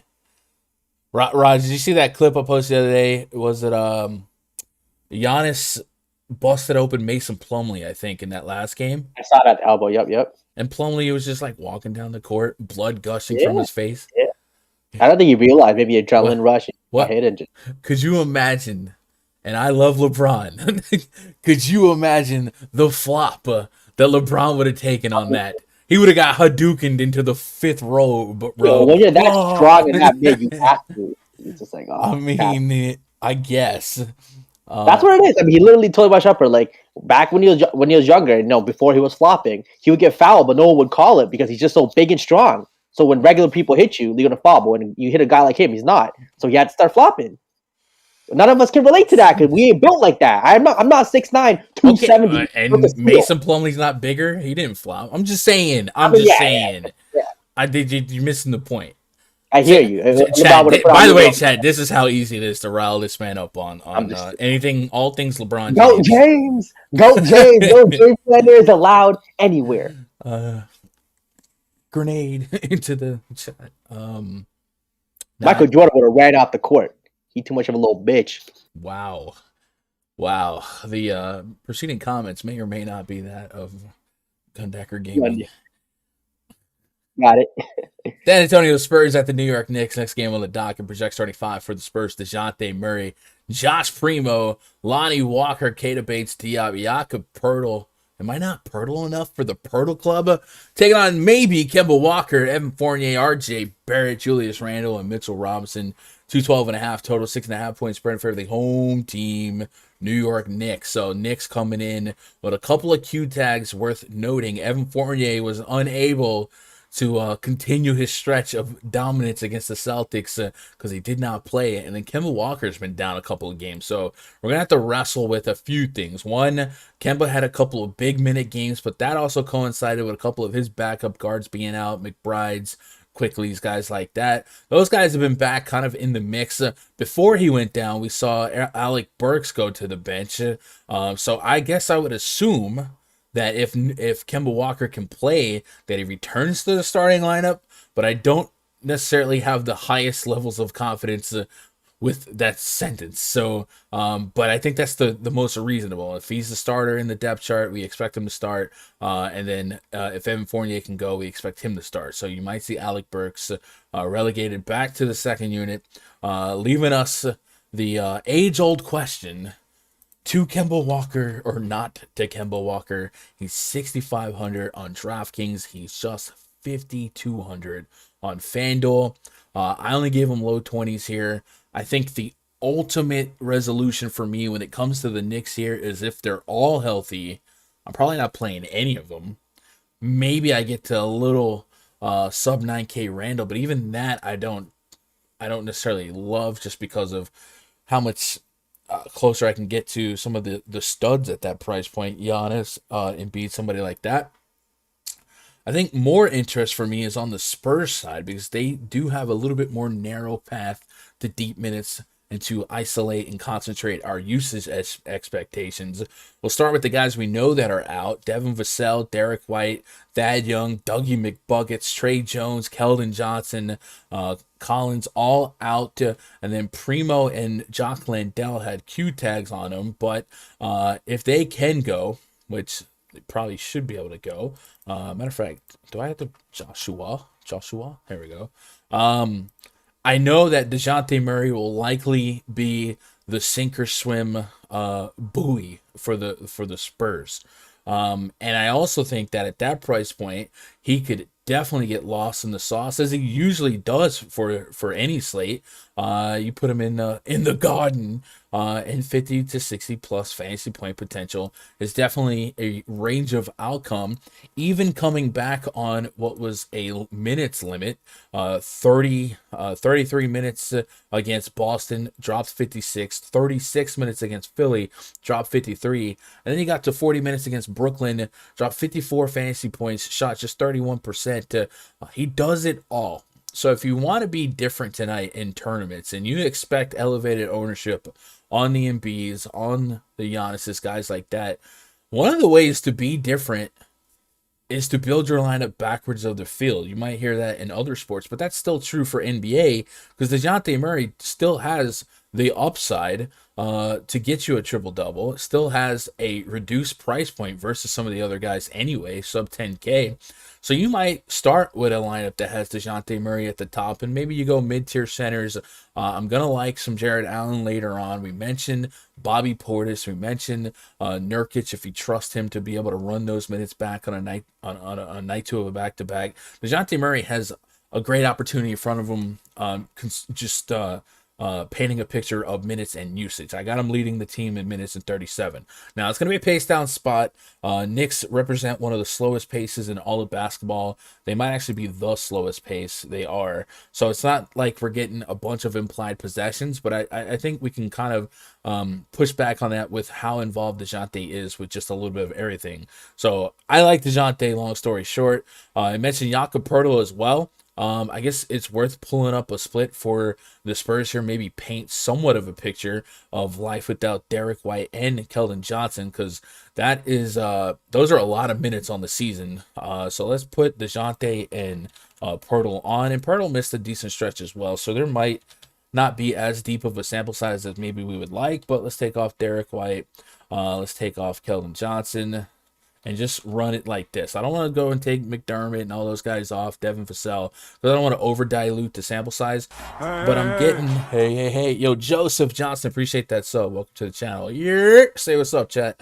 DeJounte Murray, Jakob Poeltl on in this split, 122 minutes of sample size, a 1.5 fantasy point per minute rate for DeJounte, and about a fantasy point per minute for Jakob Poeltl. DeJounte at 28% usage, Poeltl at 17%, and then Lonnie Walker in this split, 31%, with 1.2 fantasy point per minute. And I did see a little bit of steam on his name earlier today. A lot of prop betting discussions around what his production might be today. Against Brooklyn, he took 20 shot attempts, made almost half of them, so 20 plus real points. And for a fantasy perspective, like, he got you there. And I think the usual outcome for Lonnie Walker to be in a strong fantasy play typically is going to revolve around him having a lot of real points, but it's not unrealistic to expect that type of shot volume in this spot against the Knicks. So I guess Lonnie Walker might be somebody by default we lean on for a little bit of value, and then it would just become a little bit stronger if we were able to get like Joshua Primo out of the mix as well. He did have a Q tag on him. Let's see if I can narrow that down. Listed as probable, so he's now probable. In that last game, he played 39 minutes, 16 shot attempts, and the game prior to that, he had 4 fouls against Philadelphia, so you might get a few extra minutes his way. And then the only other like guard that I think with scoring potential that's in the mix here is maybe a Bryn Forbes. I know they do have Tyler Johnson, but Bryn Forbes would be the next man up in terms of me playing somebody for fantasy. So I think the Spurs all come in pretty playable price-wise. What are you doing with this game? Because all that said, even though we can plant a big flag of minute expectations and usage, it's still going to be a slow pace, slow total. Do you see yourself getting to some Spurs and some short entry, or is it just a couple of guys? But I think the value, I think there's potential keys to the slate value in a one of Primo, one of Lonnie Walker, or Keita Bates and Diop. What do you think? I'm thinking here, it's a good spot for Lonnie Walker. I think he could be a core value guy today. With all these guys out, with Bassett out, Johnson out, I think he's their secondary scorer here after DeJounte Murray. He might even be more of a scorer than DeJounte Murray because DeJounte Murray has to facilitate more. So I really like Lonnie Walker here, 4,200 against the Knicks. I'll take that all day, every day. DeJounte Murray at 9,700. I think he's intriguing too. I mean, he just drops 50 every night. Again, all these guys out, more on his shoulder. 9,700, similar price to LaMelo Ball. That's a very interesting 1v1. Give me some DeJounte Murray here and Poto. I mean, if you want to play all three of those together, 6,100 for Poto, Murray, yeah, I think they can all get that. I think Poto can get you 40, Murray 50, Lonnie Walker 30 plus. They can all get there at their prices. So I kind of like all three of these San Antonio guys. Probably tier 2. Lonnie Walker tier 1, DeJounte Murray, Poto tier 2, maybe a tier 1 closer to lock. Got to wait and see how it shakes out. On the Knicks side, it's a little tougher. Kemba Walker being questionable. If he plays, I think I'm okay just not getting to any Knicks. I just think he takes a little bit from everyone where I'm okay not playing any of them. If he does it, I'm 40, but RJ Barrett's never a comfortable click at 64. So if he falls into your lineup, sure. But if he doesn't, I'm fine with that. Randall at 9,100. I think there's just other studs I'm going to get to today where I probably don't get to a lot of Randall. I think I'm okay fading the Knicks here. Yeah, that's kind of where I'm finding myself from this far out.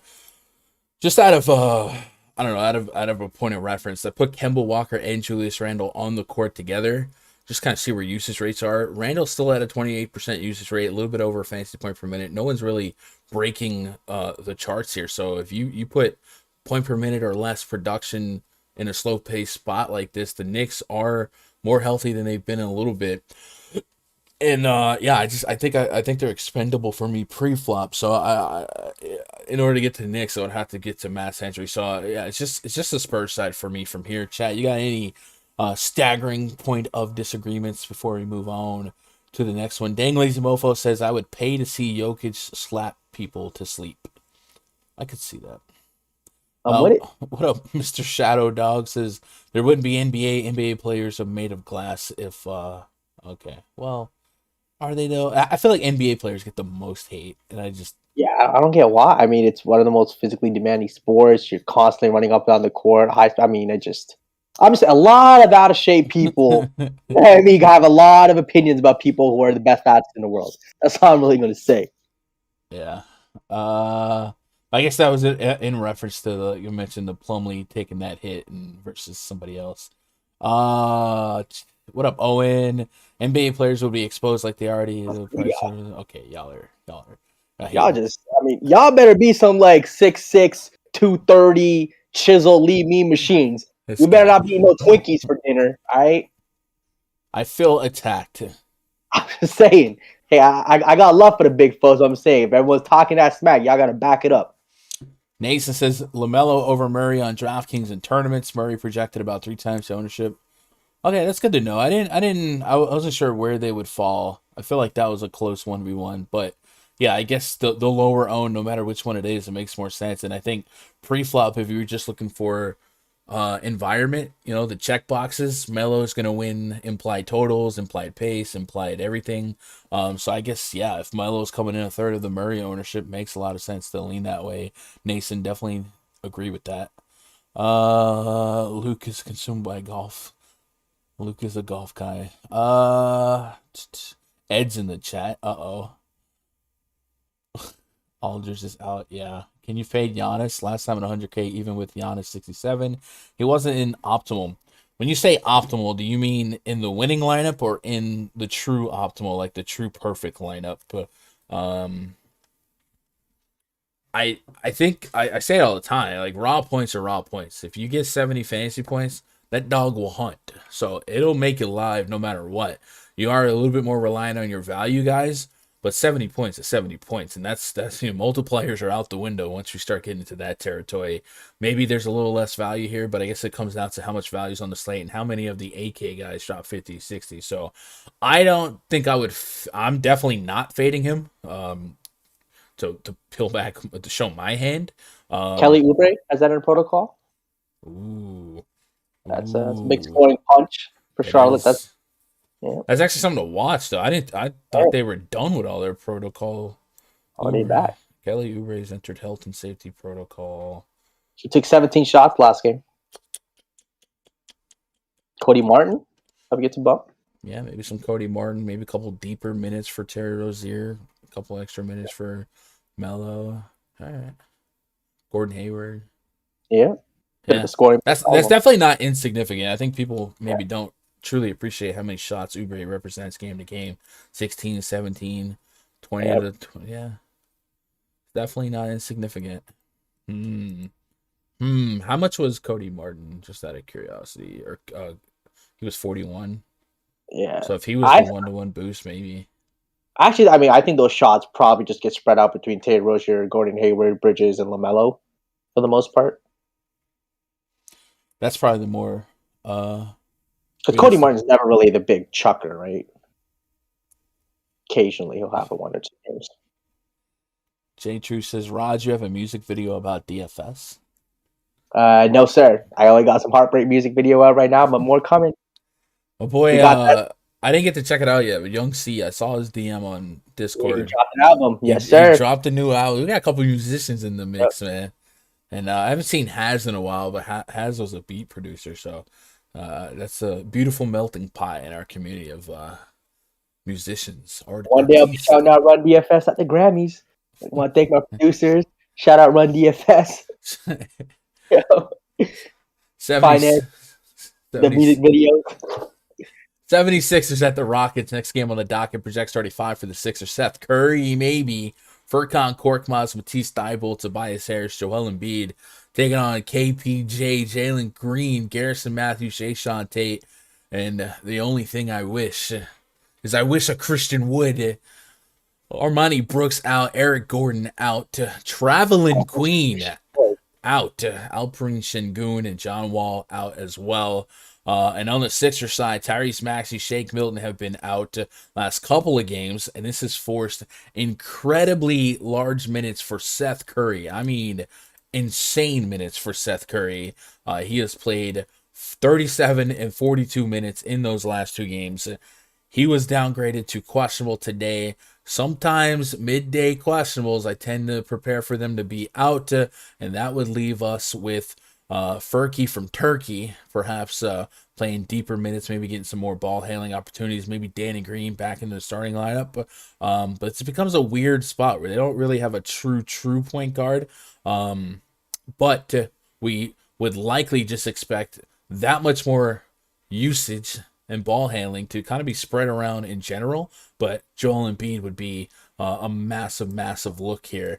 We have seen the Rockets and the Sixers square off recently. 3 games back, 30 minutes from Embiid against these Rockets. 72 fantasy points in that game. And think about who was in that game versus who's not in this game.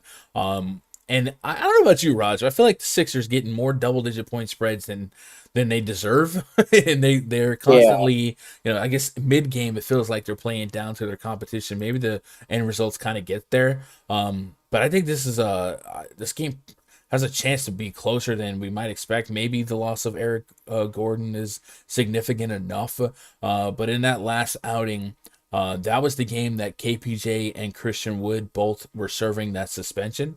And now they're back in the mix here today. And I mean, this Houston team, I guess it pulled away and they ended up losing by 20. But you add in KPJ, you add in Christian Wood, you take out to Shake Milton, and Maxey did not play that game. Yeah, Maxey didn't play that last game. But you take out some of their true point guards. Maybe there's a path to this game staying a little bit closer than the expectation. And even if there's not, Joel Embiid just showed you doesn't necessarily need 36 minutes to get you there. Got there in 30, and then we have seen him play as much as 36 minutes as of late. I know a couple of those games were without Drummond, but I think as Embiid goes, so will the 76ers. So I like Embiid quite a bit. I'm gonna try and get as much overlap between Embiid and Giannis as possible tonight in tournaments and kind of fill in the blanks here. But just out of curiosity, I want to put Embiid on, and I want to put Tobias Harris on the court and see if I can't take off a couple of these point guards and just kind of see what we might expect. First and foremost, we know the Rockets are an elite matchup for just about any position. And we know that they allow the most stocks in basketball, right? If we look at our team metrics chart in the rundfs.com NBA VIP spreadsheet, we go to steals per game allowed. Rockets allow the most, 9.7. And then we look at blocks per game allowed. The Rockets allow the third most, 5.9. So we're already building ourselves a little bit of a stock floor for our PrizePicks, Yahoo, and Fanduel scoring. And then in this case, we just have massive amounts of upside considering the uptick in usage. So we're looking at a 40% usage rate for Embiid when he's on the court with Toby, when Maxey and Shake Milton are off the court. Seth Curry has an 18%. I would imagine when you take Seth Curry off, it can only go higher. I don't want to do it because it's going to leave us with like 10 minutes of sample size. But Embiid is at a 1.5 fantasy point per minute. So not quite where Giannis is at, 1.7, 1.8, but still high enough that you bake in the fact that it is the Rockets, that there is more potential for him to do well here. And then if you replace a Seth Curry with perhaps a Danny Green or somebody like that. When I play Danny Green. No, that's not what I was getting at. In this split, Embiid has a 20.5% usage rate. Tobias Harris 21.4%. If you take out Seth Curry, in the last 2 games as more of a point guard, Seth Curry has represented 7 and 12 assists. So if you think more facilitation duties go to Joel Embiid and Tobias Harris, it's just that stronger of a play here. And maybe we find some good deals on assist props for the two. So all things considered, Joel Embiid's a great play. But how about Tobias Harris maybe getting lost in the sauce? Over a fantasy point per minute, a 21% assist rate in this split as is. Probably can't go backwards if you take Curry out. And then over a 20% usage rate. I like looking at those two guys. I don't really lean on Thibault for a lot of offensive production.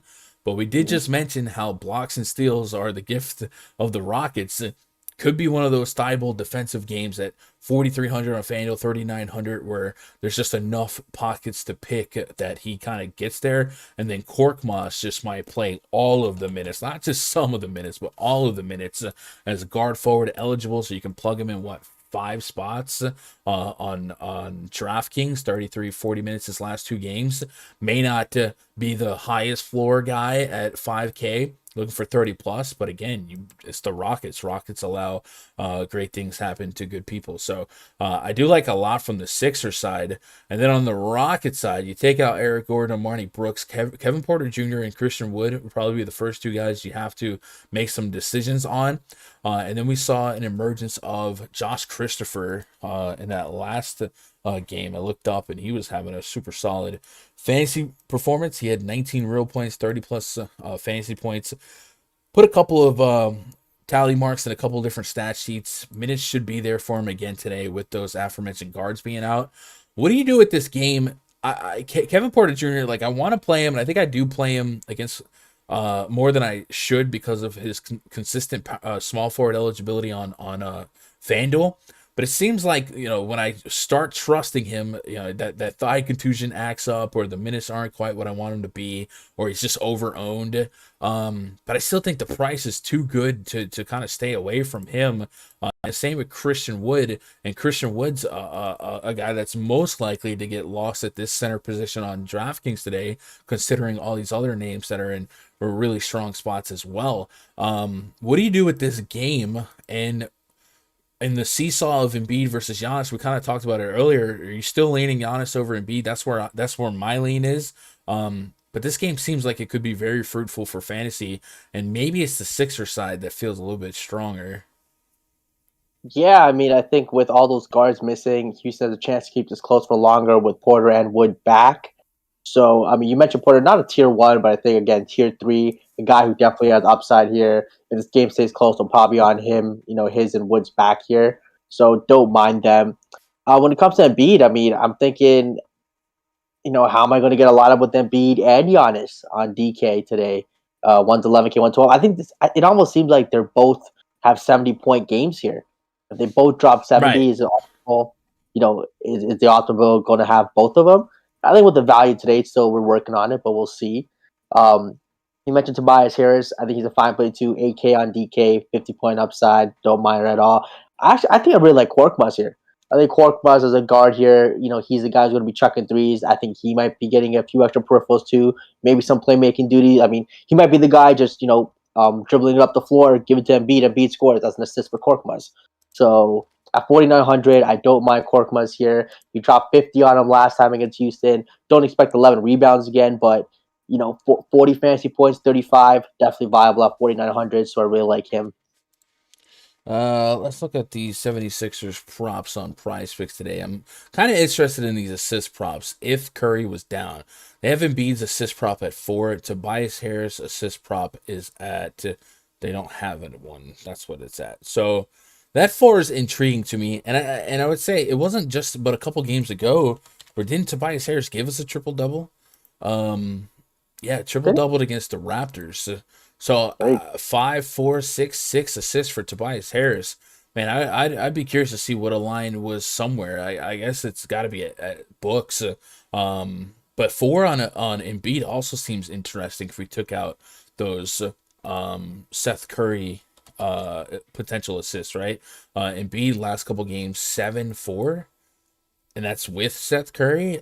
It's the Rockets. He got 10 last time. Is 4 just extremely, extremely light? That seems low. Right? It does seem light, yeah. With the way it's going now, it definitely seems like I see him, getting double teamed a lot, kicking it out. For sure, 4 seems like I'd probably lock that in.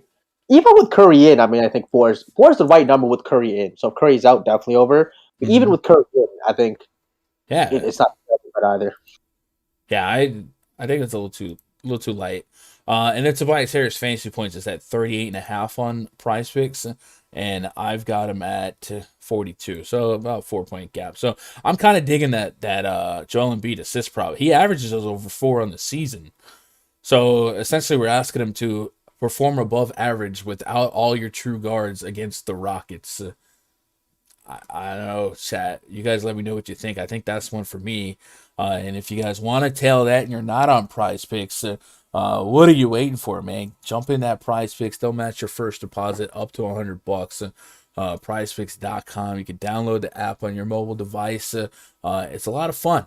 And if Raj can come out here and make a couple grand in a couple weeks on their site, so can you. And we'll definitely have more prize picks hunting in the Discord.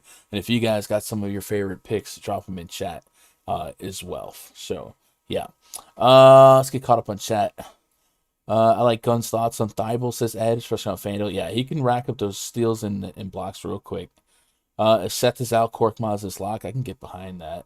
Josh says, with Oubre out, do we like Bridges over 18.5 points or Hayward over 31 fantasy points? I don't think that Oubre is an instant touch to either one of those, right? Coming off the bench. I think it would be a trickle effect that dominoes just minutes here, minutes there. I guess Hayward would be a little bit closer. Hayward had such a low start that last game that I don't love it. Maybe PJ Washington is the one that instantly gets benefited. Just thinking about the second unit overlapping, you know. It's how Embiid wants to play today. That's the question. Come on, Renza. Korkmaz is already at 20%. All right. What up, Monkey Mech? Rewinding now. Appreciate that. Today's been flying by. It has. It's also, I don't see him getting 30 plus fantasy points. Oh, for Korkmaz? Yeah, he definitely needs it at this price point on a slate this big. 100%. Liking Rozier even more. Rozier would definitely have some real scoring that could potentially be needed to be made up here. It's already a good spot for Rozier. I love 3-point shooters against the Milwaukee Bucks. Pace up spot. Rozier's definitely a guy that would most likely lead the team in real points, I think, in this matchup. Last game out, 28 real points. What is his real point prop today? Since we're talking price picks, he is at 18.5. That seems exploitable. 33 fantasy points against the Bucks as well, and I've got him for 30. I got him for 33.5 on the nose. That's actually crazy. Yeah. The best projection. I would take the 18.5. You taking out Kelly Oubre, a couple extra minutes here. I go for 31 minutes, probably to like 34, 35. I think I can get to 18 here. All right, let's move on to the next game here. Brooklyn Nets at the Portland Trailblazers. Project starting 5 for the Nets. James Harden, Kyrie Irving, David Duke Jr., Kevin Durant, Nick Claxton taking on Anthony Simons, Ben McLemore, Nas. You can hate me now. Little Robert Covington, Yusuf Nurkic, 228 total. 9-point spread in favor of the visiting Brooklyn Nets. Nets are going to be catching the Blazers on night 2 of back-to-back, and they're also going to get Kyrie Irving, who did not play the last 2 games because he can't play home games. So we get a fully healthy Nets team.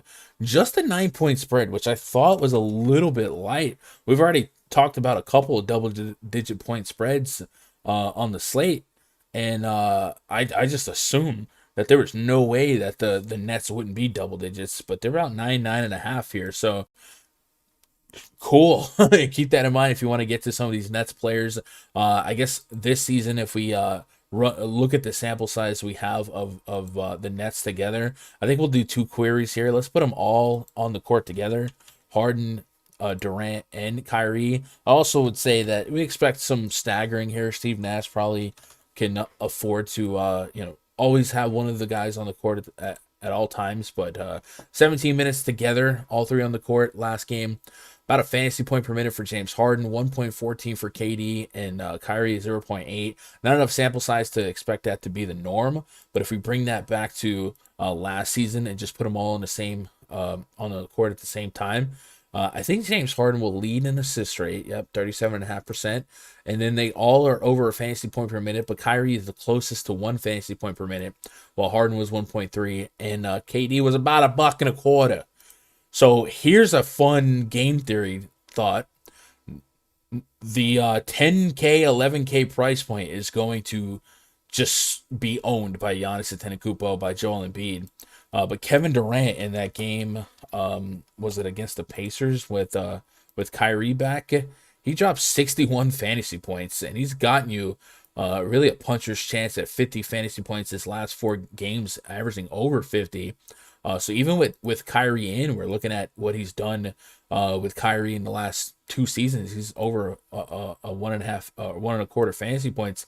Kevin Durant might get almost no ownership because it's so easy to just, I wouldn't say be lazy, but it's so easy to be lazy here and say that we don't need any of the Nets specifically because we have Giannis, we have Joel Embiid, but there's still a path for Kevin Durant in a certain range of outcome to lead the slate in fantasy points. So yeah, it's just something to think about there. James Harden, kind of same thing. James Harden's also intriguing to me because he plays so many minutes, man. Give you a shot at 40 minutes a game. 44, extra innings, 36 minutes in a blowout, 40 minutes against Indiana, 32 minutes. They didn't play the fourth quarter against Memphis, a blowout, 40. So in a competitive game, James Harden's probably going to play 40 minutes. And today on Fanduel, he's just $9,400. I got him coming in at 50 fantasy points. So I think the Nets are offering us some studs that we can get to. And like I said, it's easy to just write guys off individually, but I think in a vacuum, each guy at their price point today has a case to be made. Maybe we put them all in a player group and say no more than 2 of 3 or no more than 1 of 3, depending on your risk tolerance. But I don't know. I guess the case I'm trying to get to is here. Maybe the Nets are just kind of written off today, and maybe that's a mistake. On the Blazer side, a 9-point dog here at home. They're without McCollum, Lillard, and Larry Nance, as well as Norman Powell. So 4 guys that are active members of the rotation, 3 guys that are big parts of the starting unit. And then last night, these cats played the Sacramento Kings, and we saw Yusuf Nurkic play extremely deep minutes. So you do worry about the element of the back-to-back. If we look at the rotations for that game last night, where am I missing? Portland. Am I blind? I'm definitely. Oh, there it is. Why is the 10 p.m. game listed first? Yeah, no, I thought you skipped the Cleveland game, but I thought we were doing Cleveland game last. No, but I mean, like, in the so like on AMF, there's usually expected to be, I don't know, order of time. It's kind of like random, so that's why I was looking at the wrong spot. Both 10 p.m., right? Yeah, they're late games, but for some reason, like the Portland game was listed as the first. Like, I don't know how to explain it, like left to right. Anyway, last night we got really big minutes from all of these active Blazers, and I guess considering who's inactive and who is active, it's only proper to expect these guys to have to play 34 plus minutes again. But Nas Little 34 minutes last night, Anthony Simons 34 minutes last night, 38 minutes from Nurkic, which is an incredible sign because there was a while where we were lucky to get 24 minutes out of him.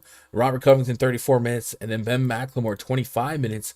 And there's a case to be made that McLemore maybe plays a few more minutes if he didn't get into foul trouble. So this is your Warriors going into battle against these Nets. I guess we'll start with Nurkic. Nurkic is 7K, 7.4K on FanDuel. If we go pull off this on-off court tool here, let me pull it back to this season.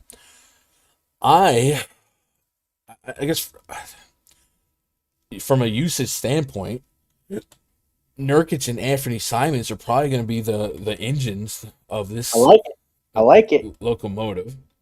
Simons is at a price point you're just not used to paying, but my goodness, is this game's not competitive unless Nurkic and Simons are doing their thing, right? You would agree with that statement, chat? You agree with that? I'm not a big fan of Brooklyn's defense right now either. Yeah, I don't know, man. Are you a big fan of Portland's offense right now? That's what I'm getting at. It's some scrappers. Little, Covington, you got Simons and Nurkic going to do his thing. It's just one of those. I think this game stays close. I don't think it's going to be a blowout. All right, 25% usage rate for both Simons and Nurkic here. Just 40 minutes of sample size. Both guys over a fantasy point per minute. Nurkic at 1.4. So if Nurkic can live up to this minute projection, it can look close to like what he did last night. There's no Larry Nance. If he stays out of foul trouble, it's not really a big worry for me with him. It's likely going to give you a baked-in double-double. And right now it's coming in at almost 50 fantasy points on both sites, over 51 for me on FanDuel. I had the over-on PrizePicks already, locked it in before it jumps. What did you get it at? I got it at 39. It's probably still there. Here's my concern, Raj. It's the third game in 4 nights. Fair concern. And it's on back-to-back playing 38 minutes. And it's the Nets that they could be sluggish all you want them to be, right? It is still probably one of the best triangles that any team has in basketball if they're all on. Yeah. So I'm a little bit skittish. I guess this is one of those. I haven't looked at ownerships yet, but Nurkic picks up too much steam. Like I don't got this game. I'm stunned as the 9-point spread. But logistically, if this game does stay close, it's Simons, it's Nurkic, and then one guy, maybe a Macklemore who doesn't get in foul trouble, or Naslim, somebody like that. Like Simons and Nurkic, both probably need like 50 bombs, and then like Nasir Little has to have a fake 45 fantasy point game too. So what do you do? What are you gonna do with this game? I'm gonna stack them. I'm gonna have all three of them in case the game stays close. I'm gonna have Nurkic, Simons, and I think I like Little. He definitely has some upside, and Covington. I think all four of those guys in the pool. No more than three in the lineup, but I'm gonna have all of them because this game they can definitely keep it close. The Brooklyn side, I think I'm fading the team just because with all three back, it's just hard. Like to get to Durant, you have to give up a Giannis or Embiid. It's possible he outscores them. It's just very unlikely. So, is it that? So here's what I'm saying. Like if you're getting to maybe Giannis and Embiid lineups, right? Maybe Giannis KD or an Embiid KD lineup is a little bit more viable. I don't know. I think if you're mass entering, it seems like it's a bad process to maybe not take the $1,400 discount in some spots for KD over Giannis. 100 lineups you play him, 50 you do, 20 I could see a fade. I'm not running one. Yeah, I know. Right? Yeah, I'm with that. So it all comes down to risk tolerance and contingent on what his ownership. And like I said, James Harden on Fanduel is $9,400, so he's $1,100 cheaper than his DK price. So he's still playing 40 minutes a game, and his assist rate is so high that Kyrie's not necessarily a negative correlation here, because we saw last year Kyrie just kind of conceded the point guard duties to Harden, and Harden can just feed Kyrie, and as long as Kyrie isn't 10 dribble ISO balling his way into some points here, it shouldn't be that much of a step backward for. It was a bit of a struggle. You could tell they're still kind of trying to figure it out a little bit with Kyrie coming back, or Harden was just being more passive, letting Kyrie do his thing to get Kyrie's feet under him. Mm-hmm. So I'll probably hit the under on James Harden on PrizePicks today, but I see the viability of playing him. Simons feels like a better DraftKings play. I got him about 6x on the nose. Nas Little, I'm getting him about 30 fantasy points on both sides and get behind that. I guess Ben McLemore, and from ear to the ground so far, a lot of people are leaning on Ben McLemore already, right? Foul trouble yesterday. If he doesn't pick up 5 fouls in 25 minutes, he might have 30-plus minutes. I get it.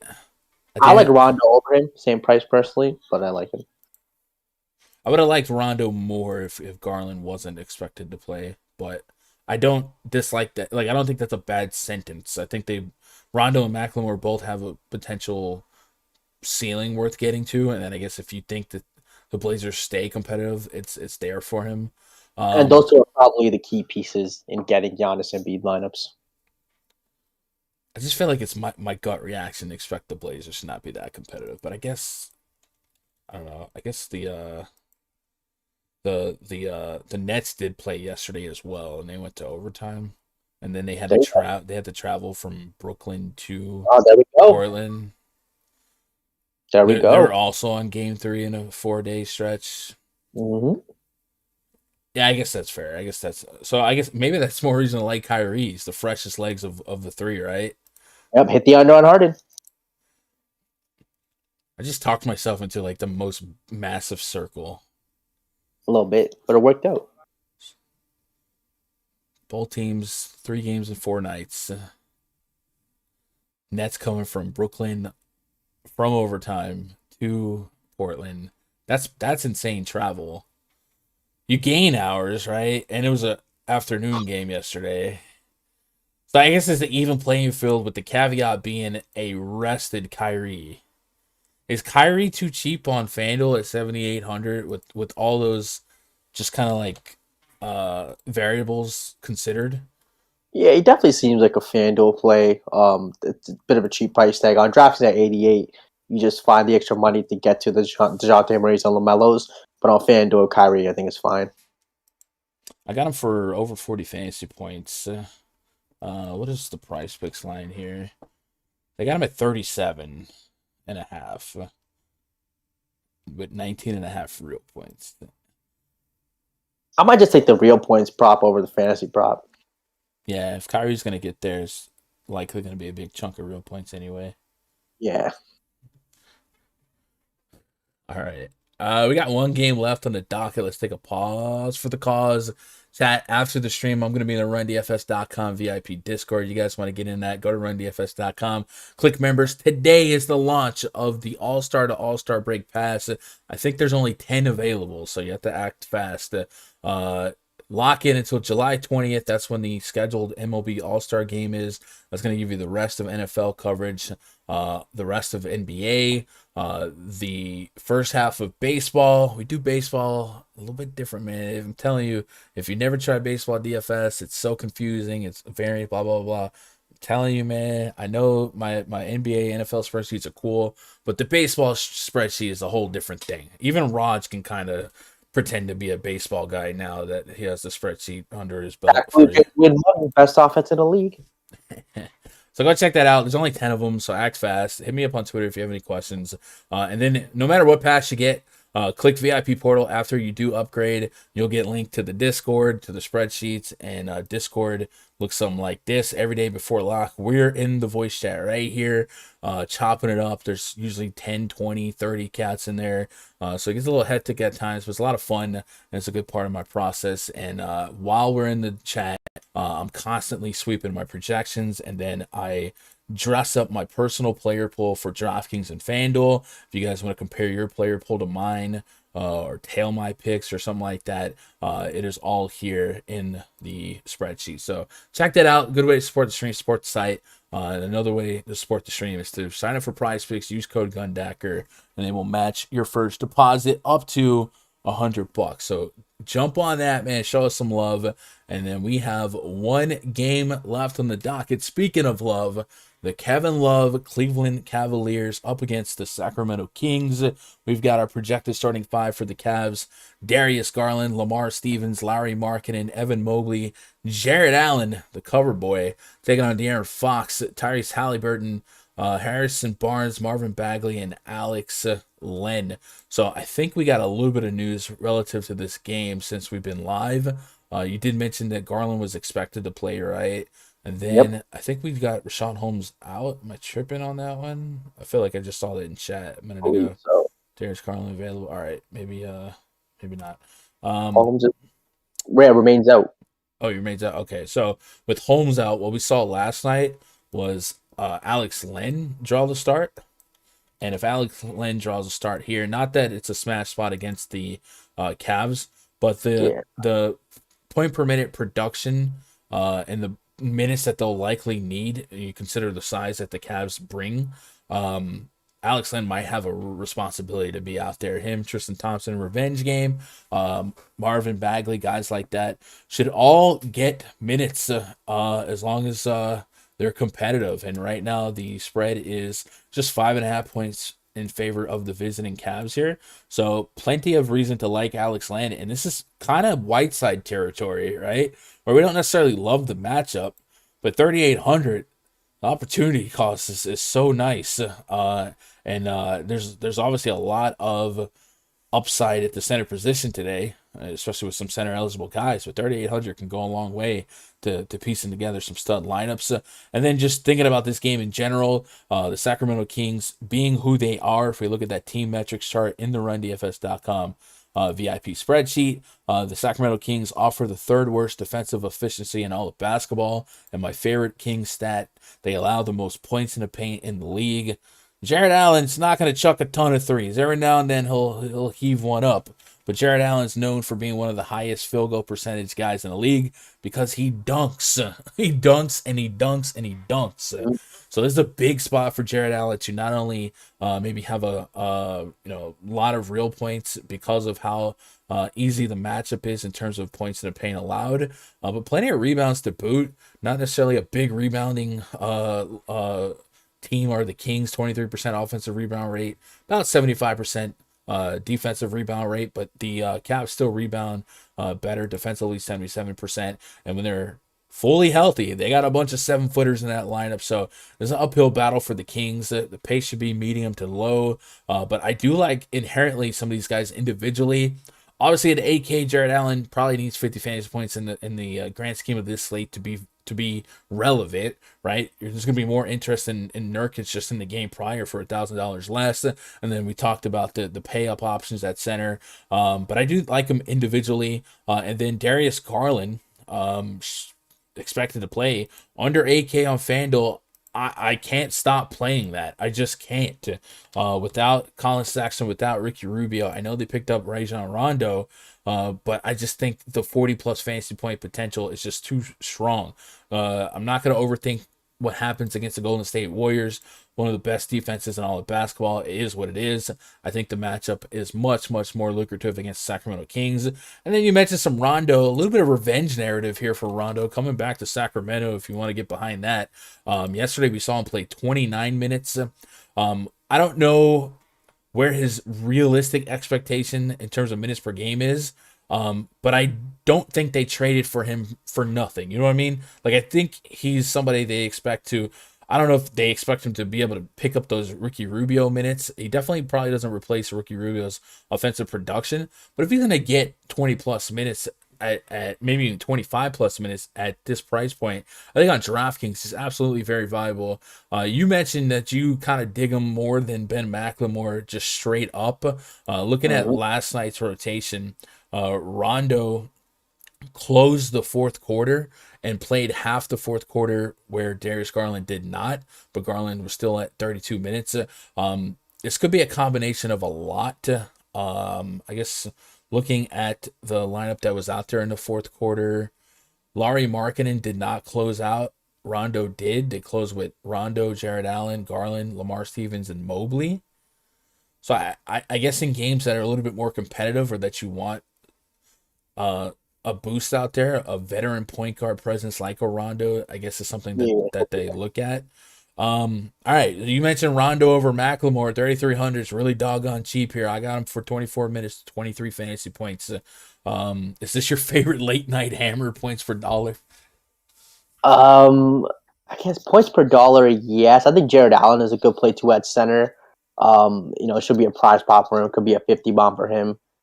Dropped 45 on him last time, 7,900. Obviously, with Embiid, it might be a little tough to get to him, but I think he's definitely a great play.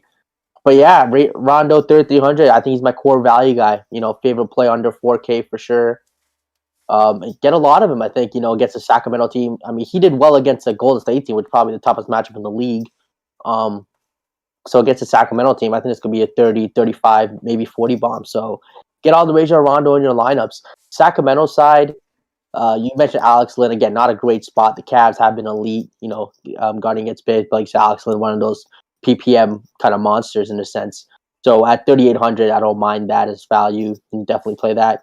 And I think Halliburton is definitely intriguing. So Fox played through a sore shoulder yesterday. I think it was definitely bothering him if you watched the game. So Halliburton took over the playmaking duties a little more.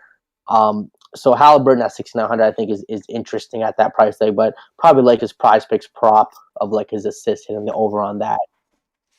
Yeah, I'm in agreement with most of that. All right, let's knock out questions, chat. If you guys got them at me, I'll try and get them all out in the next couple of minutes because we got to get in that Discord in about 7 minutes. So let me see if I can quick catch up here. If you guys haven't hit that like button, man, do me a favor, hit that thumbs up. We're at 110. I love that. I love that we added the hit the thumbs up stuff to the screen because a little less air to waste here, and you guys are just crushing it. But I think one of these streams this week, I think we can hit 300 concurrent, 200 likes. It's not going to be today. It's not going to be today, but one of these days. Our biggest stream last week was on Thursday, ironically, 4-game slate. I think we have a 5-gamer this Thursday. The other thing I tweeted it, I guess I quote tweeted it this morning, Roz. I don't know if you looked at next week's NBA schedule, but it's not going to be quite as pleasant, air quotes, as this week in terms of slate sizes. This week, today we got 7, tomorrow 6, then 9 on Wednesday, 5 on Thursday, 9 on Friday, 9 on Saturday for main slates.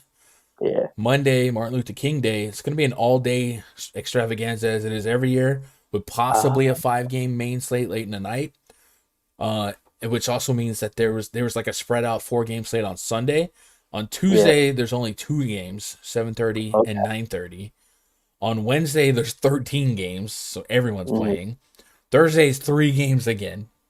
Friday's 11 games. Then Saturday's 3 games. So enjoy this week while you got it. I'm with it. Next week might not I be. think I drop a Millie Maker for Martin Luther King there or something.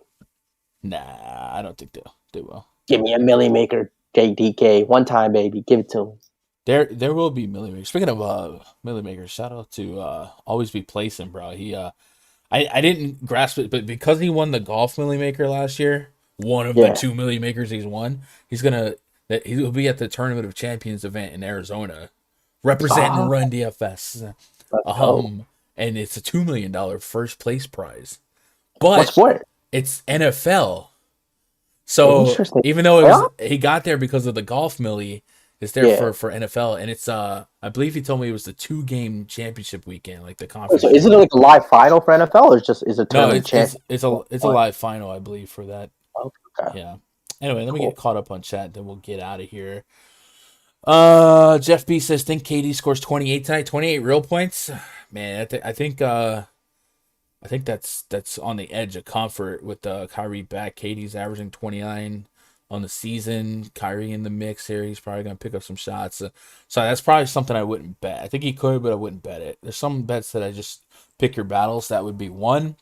Alex Len, a good play tonight. Do you think Holmes comes back tonight? So it looks like we expect Holmes to be out, Anthony.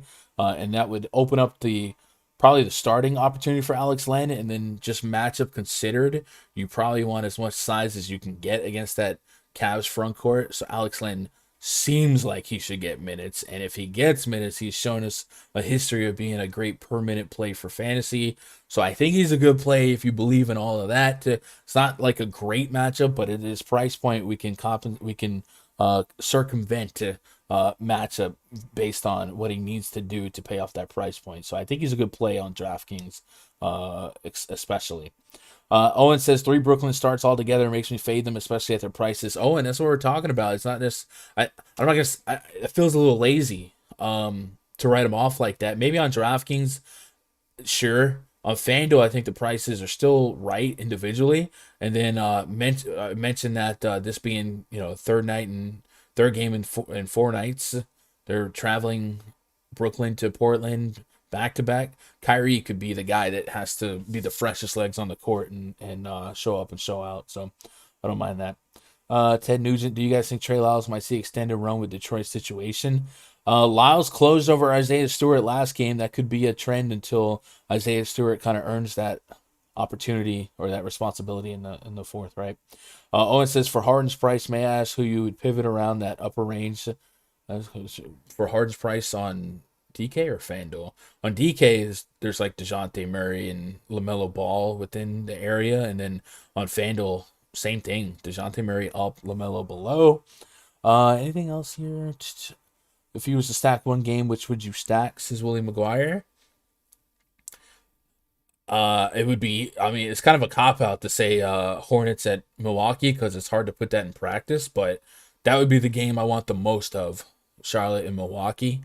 If I can get 3v3, sure. I think 2v2 is more likely to get with some level of comfort, so that would be the game that I want. Fastest pace, highest scoring, and we can concentrate and isolate some usage, right? I'm in Portland. We have a 0% keeping this competitive. Maybe. If you play any of the net studs, probably want to run it back with some of the Trailblazers. I think so. Nurkic would be kind of like the most likely. Him and Anthony Simons, I think so. Claxton has a path to mid-20s or higher minutes, cheap exposures to the Nets. It is, but he's kind of like a Jared Allen where I mostly expect him to be dunk-centric and then sharing the court with those aforementioned bigs become fourth option at best, right? Korkmaz, I don't mind Korkmaz. I think Korkmaz is going to be more of a minutes play for me, more so than like picking up, ball handling duties. But you get 38 minutes against the Houston Rockets, man. That's chipping a chair for 40 fantasy points, and that was the game that he really got put on the map. Kemba News will fix my lineup. Really? Really? Any dart throws for Cam Thomas? I'm playing high 20s off the bench. Probably not for me, but I wouldn't point and laugh at you if you got there. Anything else, chat? Gun's gonna have to keep that package going until 2023 when baseball. Nah, baseball will be back this year. I'm not. They're bluffing. They'll be back. These teams are still making management signings and whatever. They're gonna be all right. Shot Like Heart says, who are the best values today other than Rondo Len? Those Walker. are Walker. Lonnie Walker. Yeah, probably the Nets value. Lonnie Walker, Kata Bates, Diop will probably project well. Josh Primo. I got Josh Christopher at the top of my chart right now. I'm about to sweep all these projections, and then Kenyon Martin might pop as well. I actually have Josh Christopher as my top value in terms of projections. And this is one that, like, that's the robot doing the work for me. I probably wasn't going to get to Christopher as a name until, like, my fifth shot, and then you expect McLemore and guys like that. Gun late to the chat. What's your take on Portis tonight? I'm playing Bobby Portis, especially on FanDuel Tier 1 probably. What up, Ed Kowalski? So is believing Ed Len playing minutes. Tristan Thompson, slate revenge. I think both Thompson and Alex Len have a reason to play minutes tonight. I'll say that. Trusting the Kings in minutes is easier said than done, right? But I think both of them you can justify to play minutes pre-flop because of how big the Cavs are, right? I like Cody Martin at 4,100. Him or Patsy if he's back for the Bucks. I don't mind that as well. What up, the Gov? Any chance Fox sits and Mitchell hits? Davion Mitchell? Maybe. Fox was so questionable yesterday that they had contingency plans, right? Davion Mitchell was announced as would start if Fox couldn't go. So it's not crazy to prepare for like a mid-slate or mid-pre-lock curveball of Fox being questionable again or something like that. And then Davion Mitchell would pick up the start, and then Tyrese Halliburton would probably be a huge upside play. Looney had a night against Cleveland. Maybe Lane can do the same. Yeah, I agree with that. What do you think of Miles Bridges? I think Bridges is fine. I think his floor is probably lower than the field wants to believe it is, but his ceiling is 50-60, so I don't mind that. That's going to be it, right? Miles Bridges, thoughts on Kata Bates, the up. I think all the Spurs value are in play. The Spurs value, I think if you don't govern it in your optimizer, it might give you too much of it, and it wouldn't make sense for them to coexist, or it wouldn't be likely for them to coexist. So I might put Primo, Walker, Bates, Diop in a group, and maybe say no more than two of the three. Maybe even I'll introduce Bryn Forbes into that mix as well. But that's it on that. Raj, you got a hot take here? Send them off with a hot take. We'll send them off with Rondo 40 bomb. Rondo 40 bomb. All right, that's pretty hot. Yeah. Steaming. All right, Raj, I'll see you in the Discord. Yes, sir. Chat, I appreciate your time again, making part of my day, be part of your day as always. I'm off to the Discord. You guys want to join me, go to rundfs.com. Get yourself a membership. We'll be back at it tomorrow. Tomorrow. Tomorrow at 3 p.m. Eastern, 2 p.m. Central. Chopping up tomorrow's slate. Hopefully, victory lapping. Some screenshots from you guys, maybe from me. I'm out of here. I love you guys. Crush it tonight. Good luck. God bless. And go win some money.